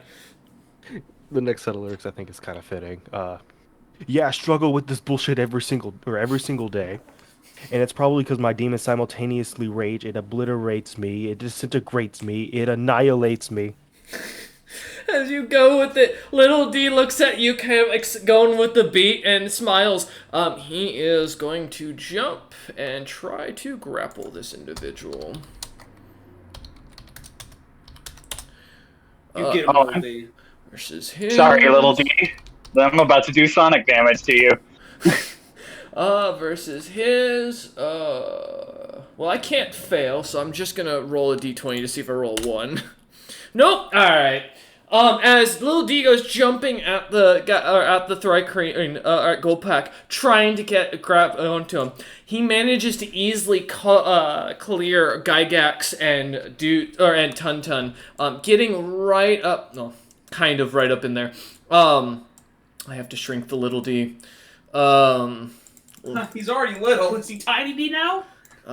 He's tinier than Gygax. As Little D gets right up next to him, having jumped using one of his actions and trying to grapple him. He is going to use his one that. Oh no! Oh, never mind. They can't use this yet. Never mind. He is going to end his turn as he kind of stares at Golpok, managing to get his hands batted away every time he tries to grab hold of the guy. Still, even with one hand, managing to fend off Little D without issue. Ending his turn, the allied trolls are seeing what's going on, going to start to turn. Actually, we're going to roll a morale check. They're going to start to turn and run away. Or run back. They didn't even get to do anything. They just saw us, like, obliterate this part of the army so far, but they're seeing the rest of the army get obliterated. Yep, and they're going to head back towards them. Did they do a spot check to see if the rest of the army was coming at them? They didn't need to, as it's becoming more and more clear as time goes on. The Dread Necromancers in the back are going to go ahead and just give me a second, I'm double checking something. Oh. Hey, Ton. Yeah. I need a fortitude save. They need to make a spell resistance. Ah, shit! God damn it, Ton. Yeah. My bad, man. I'm sorry. Plus caster level in this case. Okay. Come on. That's a 20. Yeah, alright. Yeah, that gets it. Alright. Come on. Me and my plus 12 fortitude. We're gonna make this roll 3 times, so I promise you if you succeed. 3 times. Gotcha. Alright, so the first one is a 23. Okay. Second one is 31. Okay.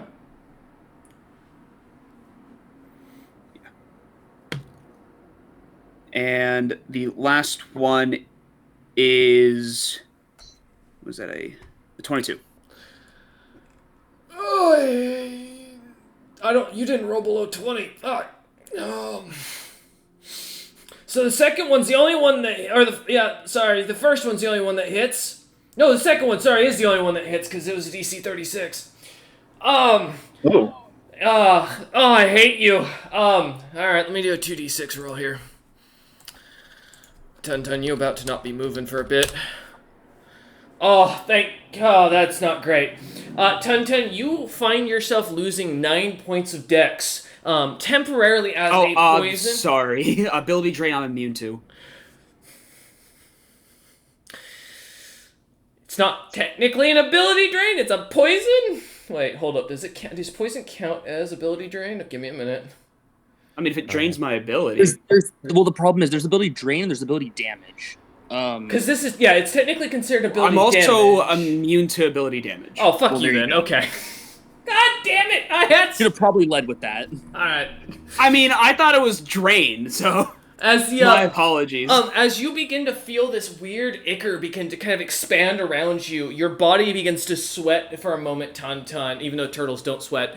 And as you begin to, you feel the heat kind of almost as if your body is from the inside burning up, and just as quickly it seems to dissipate. The 3 Thrycreen at the back confused as they look on at you, as they can still cast another spell and haven't moved.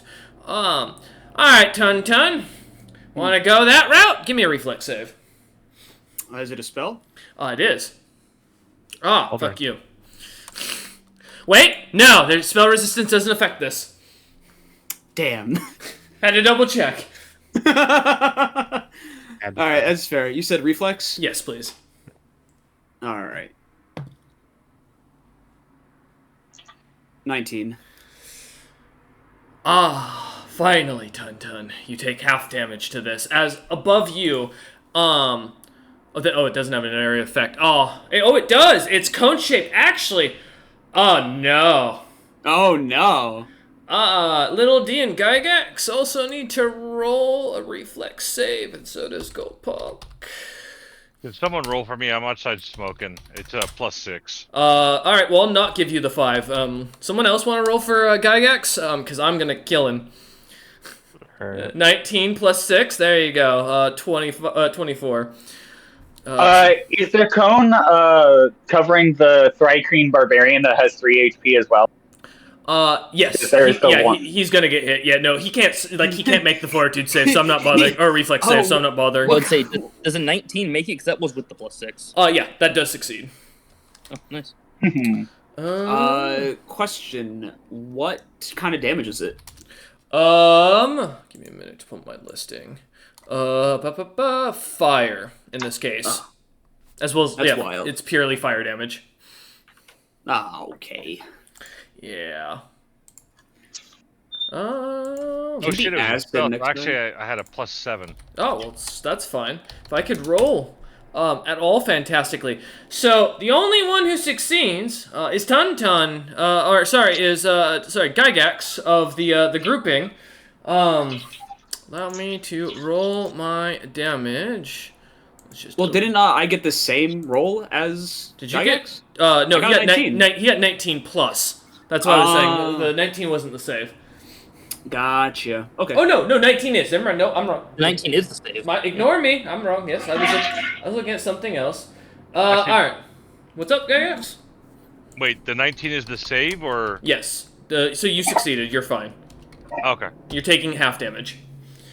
Alright, for those who succeeded, that is 20 fire damage. To those who failed, that is 41 fire damage. As suddenly a bunch of lava and fire begins almost to erupt from these three Thrycreen, expanding out, melting the Thrycreen from behind. He never sees it coming as it begins. Damn, that's gonna hurt. Oh, fellas, I have finally lost my temp HP. Yeah. I got dropped to 180 because I got still halved. Also, I will note as the thick, heavy fire kind of solidifies onto the ground, you are now all considered at half speed except for Tuntun. Yippee! For the next 3 rounds, for reference. All right. Hey, that means our opponent is also at half speed unless he jumps. Yep, unless he jumps. Alright, as that ends the Necromancer's turns, up to the top. Alright, Tuntun, you're up. Alright, I'm going to try and hit our buddy old pal with a tentacle attack, that being Gulpak. Alright, let's see what you got. I literally just have to roll at least a 17, because a 17 is the 35 AC that I'm trying to hit, right? I didn't say his AC was 35, I just said you missed on a 35. Or on a 34.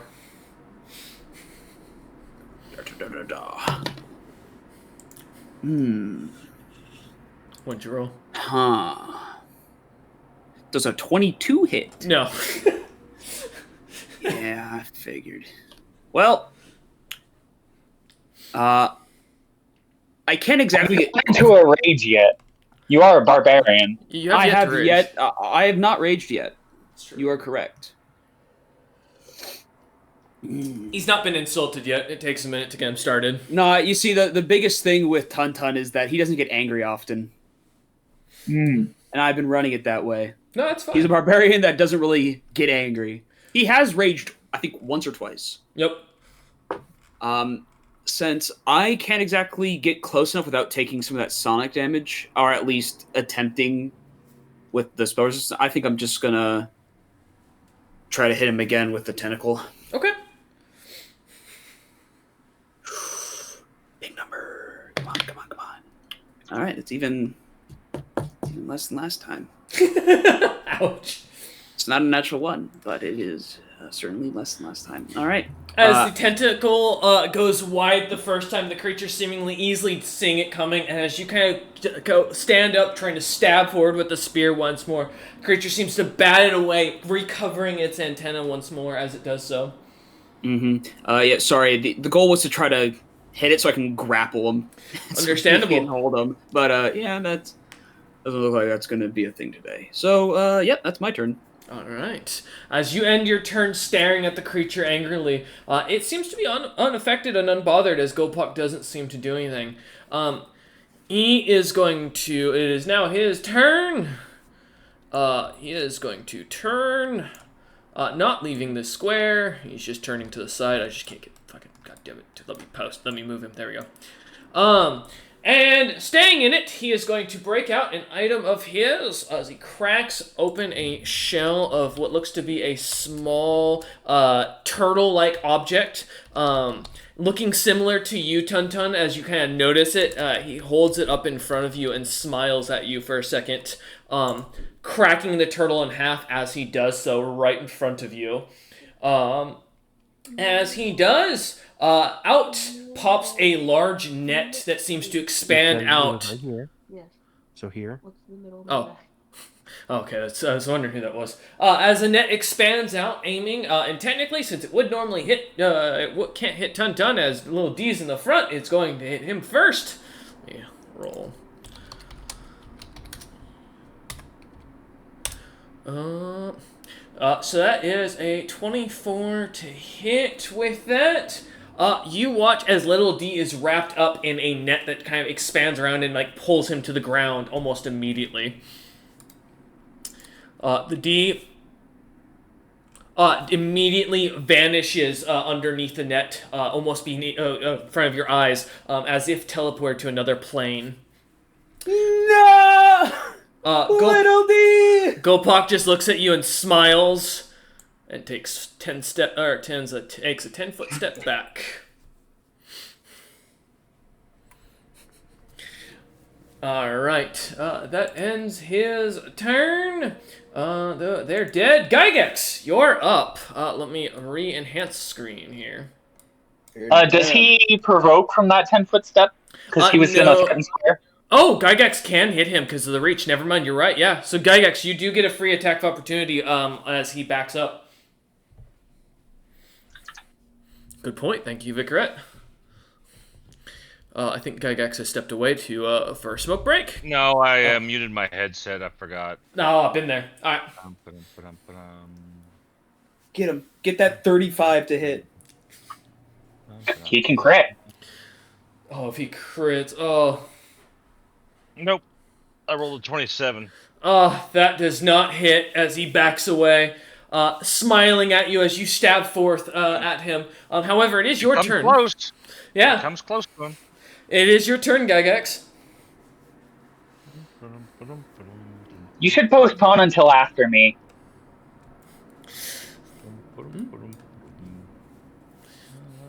At this Top down point, view, please. Yep. Oh yeah.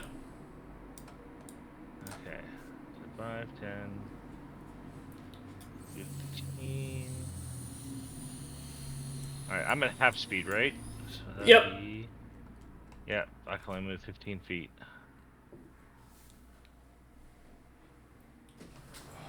You should postpone until after me. Or charge forth. Up to you.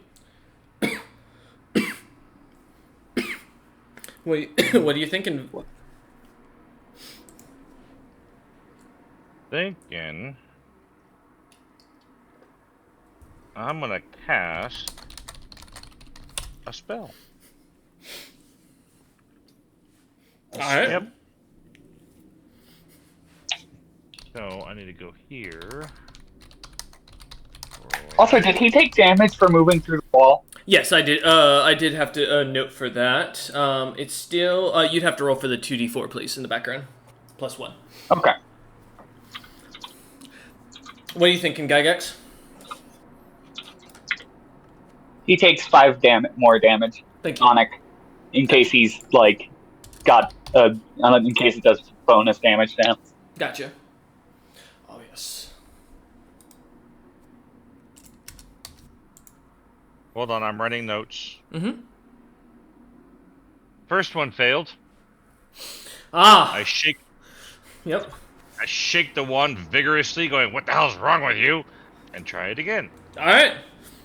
And I fail again. Well, unfortunate. As you try once more, the one not activating, the creature, Gopok seems to just kind of look at you with his head kind of turned to the side as if expecting. His gun's jammed. As Gygax just glares angrily, smacking at the wand in his hand. All right. Hey, question actually about that, about wands. If Yeah. it's a failed attempt, does it still take a use from the wand? No.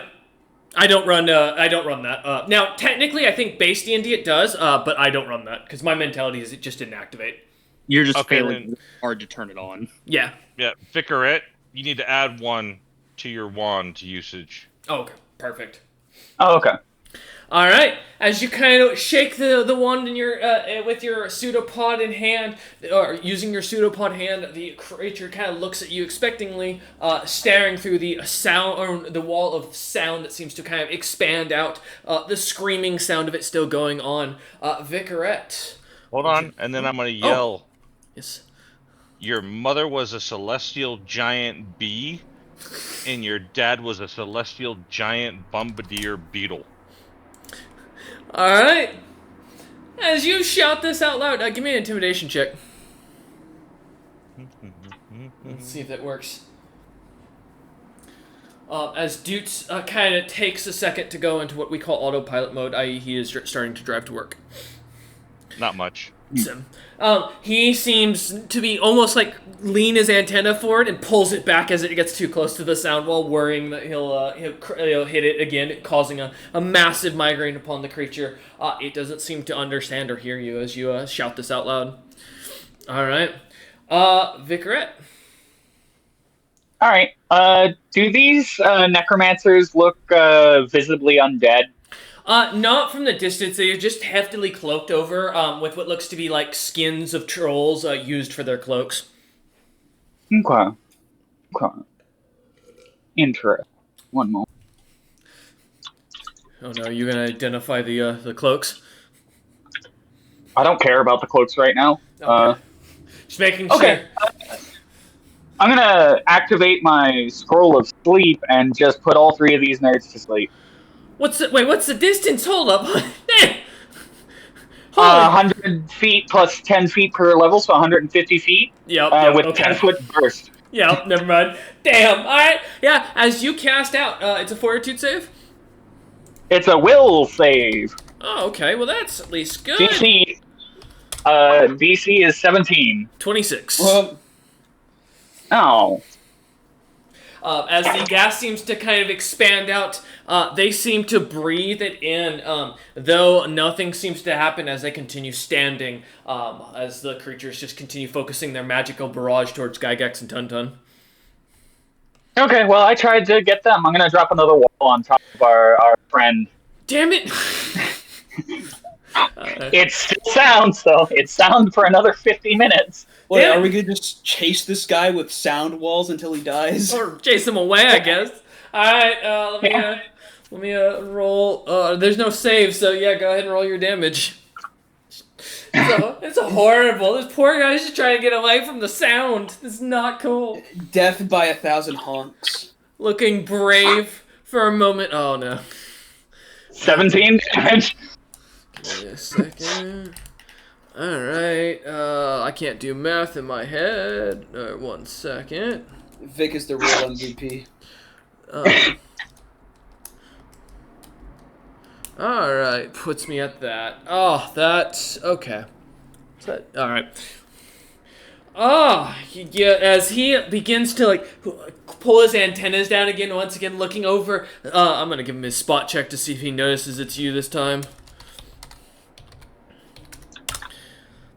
No. 9. Yeah.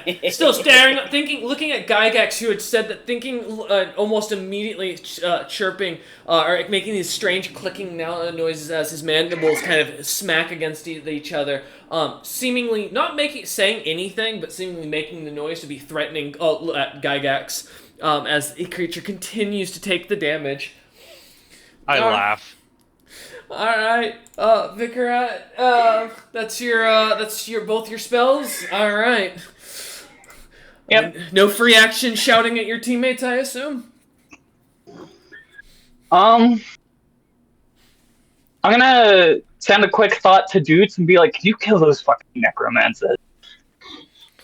All right, as you think that to Dudes, as Dudes goes up, he kind of smiles at you for a second, and you see a slight glow in his eyes, as almost they go from the black in color to a bright purple. And you watch as the three necromancers begin to bend in awkward shapes as their bodies start to crack. I'm gonna roll a will save. I know they can't succeed. But there's a crit. No. As you watch, and I'm not rolling damage for this because I don't want to scare you lot here. But as you watch, the necromancers seem to watch their bodies crumple up onto themselves and immediately crack apart, killing all three of them as they are forced into a single orb of carapace. Oh, nice. Nice. We are going to delete. That's hot. That's hot. Dutes, however, immediately upon casting this spell, seems to kind of hold his head and looks at you lot and seems to fall backwards, passing out unconscious almost immediately. Oh boy. Little D is going to make his save. Come on, little D. Come on. Oh back. shit! Little D is coming back. Yeah! I sent him to the moon somewhere. I don't think I didn't actually mean to delete him. That was fully ad-libbed in the moment. I just clicked it wrong, and I'm like, all right, cool. He disappears. Let me get an Orc of Grumps real quick. Got one moment. As Little D seems to appear almost out of nowhere, slightly worse for wear as all of his items are almost gone, standing where he was before as he kind of looks about confused. Tun to Little D. He looks up at the net gone and goes, "You saw my mother? She's very disappointed. Oh no! My grandmother told me all about how I didn't live up to the family name. Oh, God, thank you. Thank you for saving me." He looks about, standing up from prone and ending his turn. The necromancers are dead. Up to the top, Tun. As you look about, looking behind you, give me a spot check. Actually, everyone give me a spot check for the party. Alrighty. Spot check. Let's see.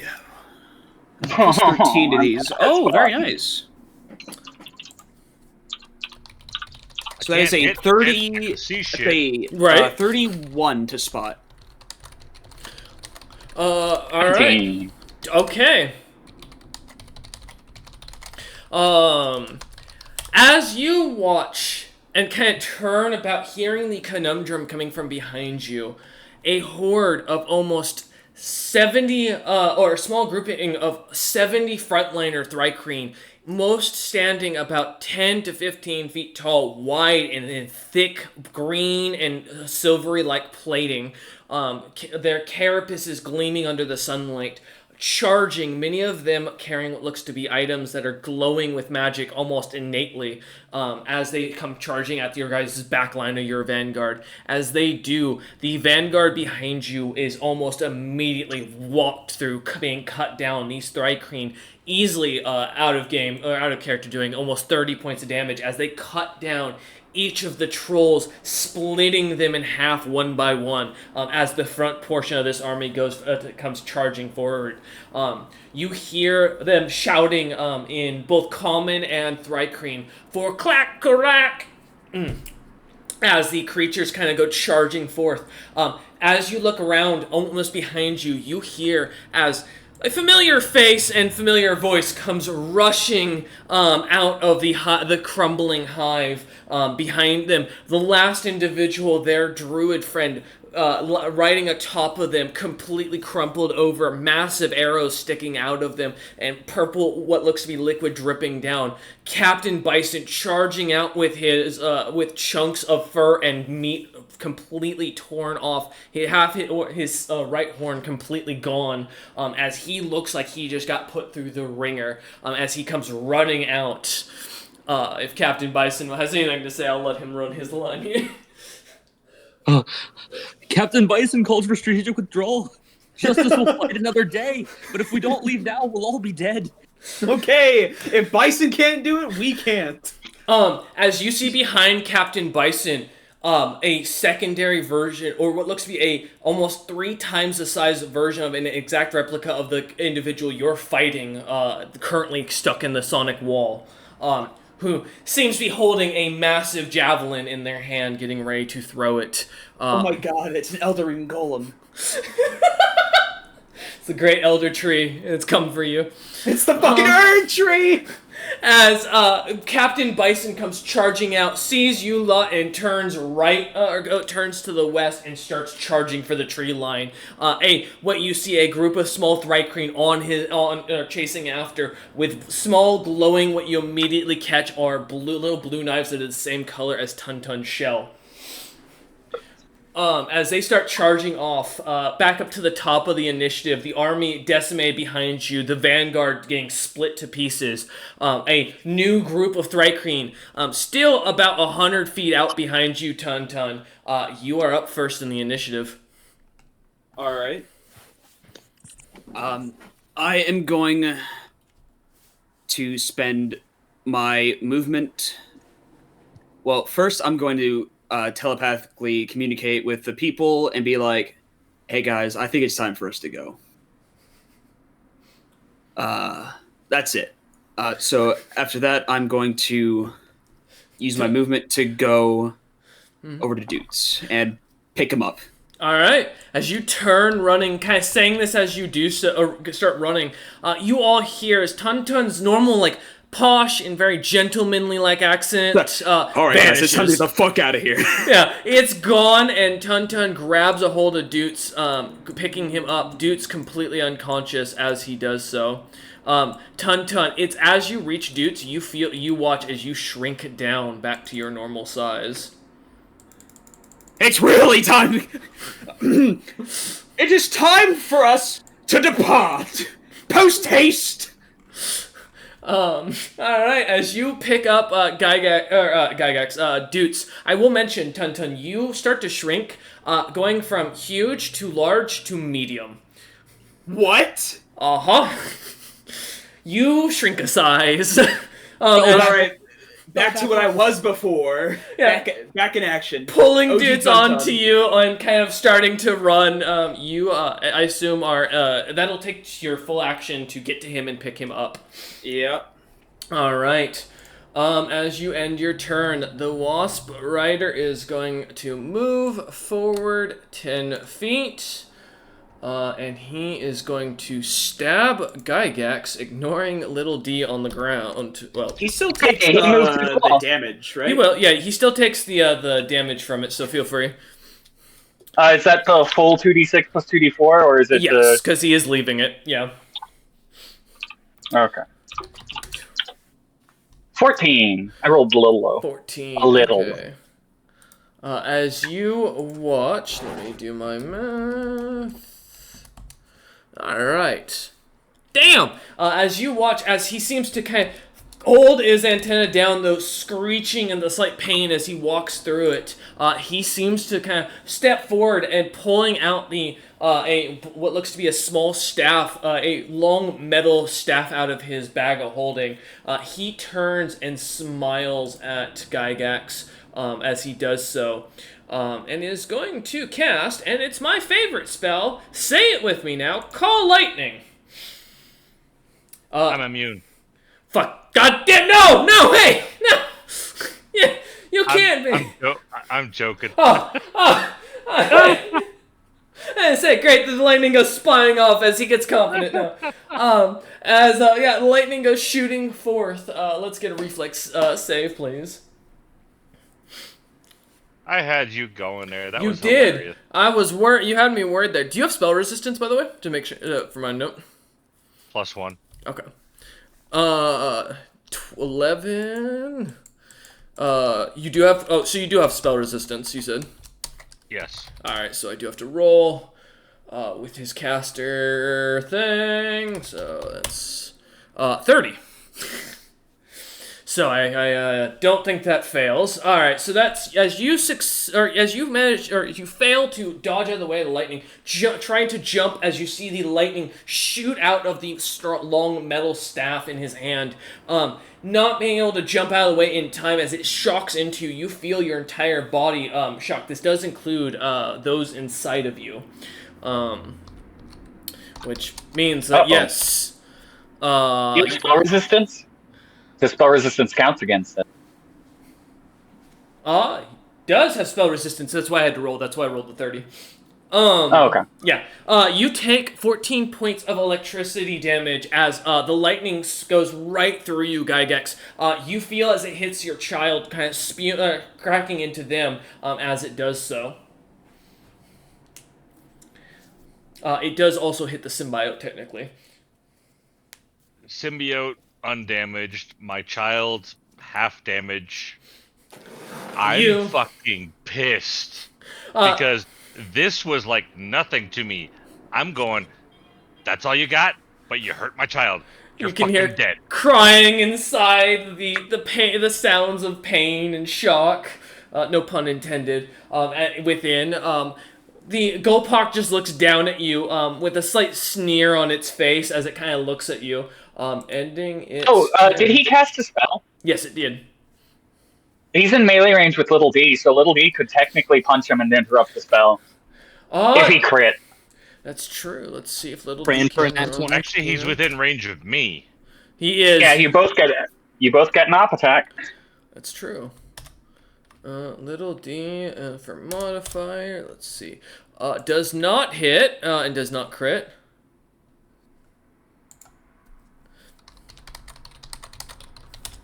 No. All right. As he kind of stands there and smiles over you, as the blades go flying towards his face, easily dodging out of the way, he kind of stands there looking at you with a sneer on his face, Gygax. It is your turn. I smile back, and as I do, my fangs grow thinner and longer and sharper. Mm-hmm.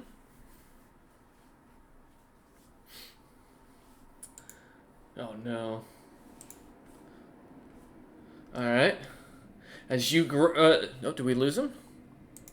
No, I'm okay. still typing. Oh, okay. Oh, you're typing. Okay, making sure. Sorry, I was reading something. Yeah, nope. I took 2 swings at him, and I missed. As you swing twice, trying to hit him with your pseudopod, anger fangs out, a little green liquid kind of dripping from them. He seems to dodge easily out of the way, avoiding the carapace. Am I with bleeding? it. Technically, yes. So, yes, your bleed does affect. He is immune to acid, though. So... But is he holding any weapons? His weapon is also specifically his metal staff is immune to acid. None of his other weapons are, and he's not wearing armor technically. Yeah, fucker.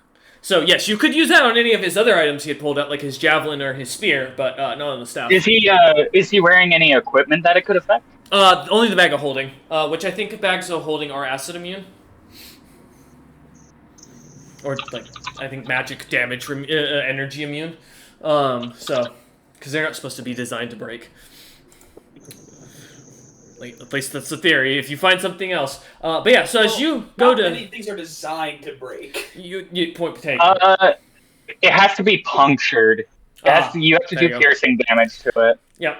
So as you kind of look on at this guy shooting your pseudopod forward, the blood latching onto him, he seems to not be phased in the slightest as the creature looks on at you. Alright. Ending your turn. Vicarette, you're up. You heard your party leader, well, not your party leader, but Tuntun. Tuntun's running for it. What would you like to do? Well... I mean... Hop on back and we'll be off. Can you carry 2 people? Easily. Easily. So listen, the weight of you two means nothing to me. Gygax he can't carry. You two, pretty much any normal individual, he's got carrying capacity. I will be to make clear. Yeah. I've got mega strength. As you climb atop of the Tuntun, then yeah. I'm also going to drop another wall of sound on Nice. Hey, disorient him. Let those guys get out of here. Hey, the more I want him to know that pursuing us is a bad idea. Alright, roll your damage. Damn it. Sound immunity is on my list of checks next time. Okay. I literally can just change the elemental damage on the fly. So. Oh no, I know. I'm familiar. Oh god. 16. Oh man, that's not great. Let me. Okay. Times. He's bloodied. I bloodied him, everyone. Woohoo! He is finally below half as you can as the sound begins to expand once again. A little bit of blood kind of seeping from the individual's eyes as the creature just kind of again covers its antennas. And I'm gonna roll another spot check.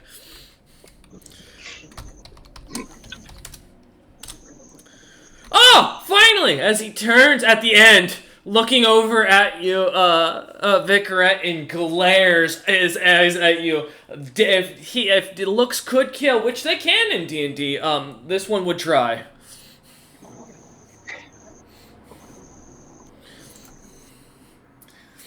Would you, as you climb aboard, though, I believe that's the end of your. Yes, okay, making sure. All right. Because I've probably experienced it before, I return to him the a Thrycreen hand gesture of obscenity. Effectively, go fuck yourself. As you do so, you can see the creature's just got a death glare. Is not ignoring the blades going at it, Gygax shooting pseudopods at, and Little D trying to stab it. This creature seems to focus fully on you. Alright. As you end your turn, Doots is still unconscious, lying on your back, Tun. So therefore does nothing. Little D is going to take his spear, look at Gygax with a smile, and is going to shove Gygax. Gygax, I need you to make a reflex save. Surprisingly, he can move you. 2,000 pounds. Yes, I know. I checked. I had to double check that I could move you. That's the only reason I can do this. Oh, but I rolled an 8 to try and push you. Feet? It's forced movement. How many feet does Gygax have? He has 52 feet. 51 feet, yeah. But you have to be an 8 for your reflex. I doubt... He's more than a quadruped, that's for sure. Unless you're allowing this individual to do this as he's just trying to shove you back. It doesn't seem to be a threat. You succeed. I allow it. Alright, as you are shoved back about 5 feet, you watch as the spear begins to glow and a shield casts around like a dome around the two individuals. The sound wall still blocking and expanding inside the barrier, causing the entirety of it to begin to go. As he seems to work it just outside of your range. It's been an honor serving with you, Little D. As he holds in with the dome kind of expanding out. Go ahead and roll double the damage for the Sonic as the wall kind of expands forcibly in here. Gygax, you find yourself on the other side of this glowing wall as Little D kind of just turns, thrusting the spear up threateningly and smiles. As he does so, I do a salute to him. As he does so, that does 64 points of damage. Jesus Christ. Let me... You watch as Little D pulls out the spear and is going to thrust forward with it. As it doesn't matter if it hits, technically, because regardless, this guy does not have spell resistance. So we get to roll regardless, and this isn't a save. Actually, it is a save. It's a reflex save, but he can't save as he can't leave the dome. So it does not matter. Thunderdome. Let's go. Welcome to the Thunderdome. As 31 points of force damage goes straight up into the individual, slamming him into the wall. As Little D slams the spear into the carapace of the creature, trying to pierce through it slowly as the creature cracks apart. Shoving as hard as he can, he slams it one last time, managing to push forward and cracks through the creature, killing what looks to be the general of these forces. Oh shit! However, unfortunately, What happens to Little D? Little D drops due to the sound damage, as well as the force damage, and is actually technically fully dead, as that's twice his health points. No. Yeah, Little D drops completely, losing his death saves, because as the dome stays up, as the dome does not deactivate immediately. Little D is on 2 death saves by the time it deactivates. You lot have an army coming at you from behind Tun. Assuming you're running, Gygax, you're the closest to him as the sound wall breaks or deteriates. You can see Little D isn't moving. I would free action stop concentrating on the sound wall. Oh yeah. And I'm going to tell Gygax to grab the bag of holding and Little D. Okay. I'm gonna grab what I can and run. Alright, well technically you're strong enough to carry the body, I will say, but as you look over, the body is disintegrating. What, Little D's body or the not Little body? D, the general's body is disintegrating. Well, I'm grabbing whatever Okay. stuff that he has on him. Okay. As you grab a hold of the belt, seeing the where he had been putting his items into it, and start pulling that alongside Little D, you start to charge. Are you gonna? I will say, Little D is going to make a death save as you start to move. Actually, I can pour a potion of healing down his throat. Oh, he succeeds. So as you turn and start pouring a potion down his throat, as you stop for a moment to toss it, you can go ahead and roll that in the background here. What would a moderate cure wounds do? Actually, what would a serious cure wounds do? Let me check. It's been a minute because it actually. I know moderate is 2d8. It counts as 3d8. In this case, 3d8 plus 1. As you start kind of turning and pouring in the potion, managing to get him back up. Little D just kind of looks at you and kind of looks back at the massive Thrycreen army coming and climbs on top of you, Gygax, just to hold on and grabs a hold of the belt with you to try and help out as you Let's get the fuck out of here! As you start rushing off, heading south and then kind of carrying around west, you lot finally find a place to kind of call camp as you lose sight of any sort of Thrycreen in the distance, though as you watch, none of the army seems to keep up as you continue forth. And that is where we're going to end today's session today. We thank you all for watching. We hope you enjoyed. And this was the Cryptic Cabal.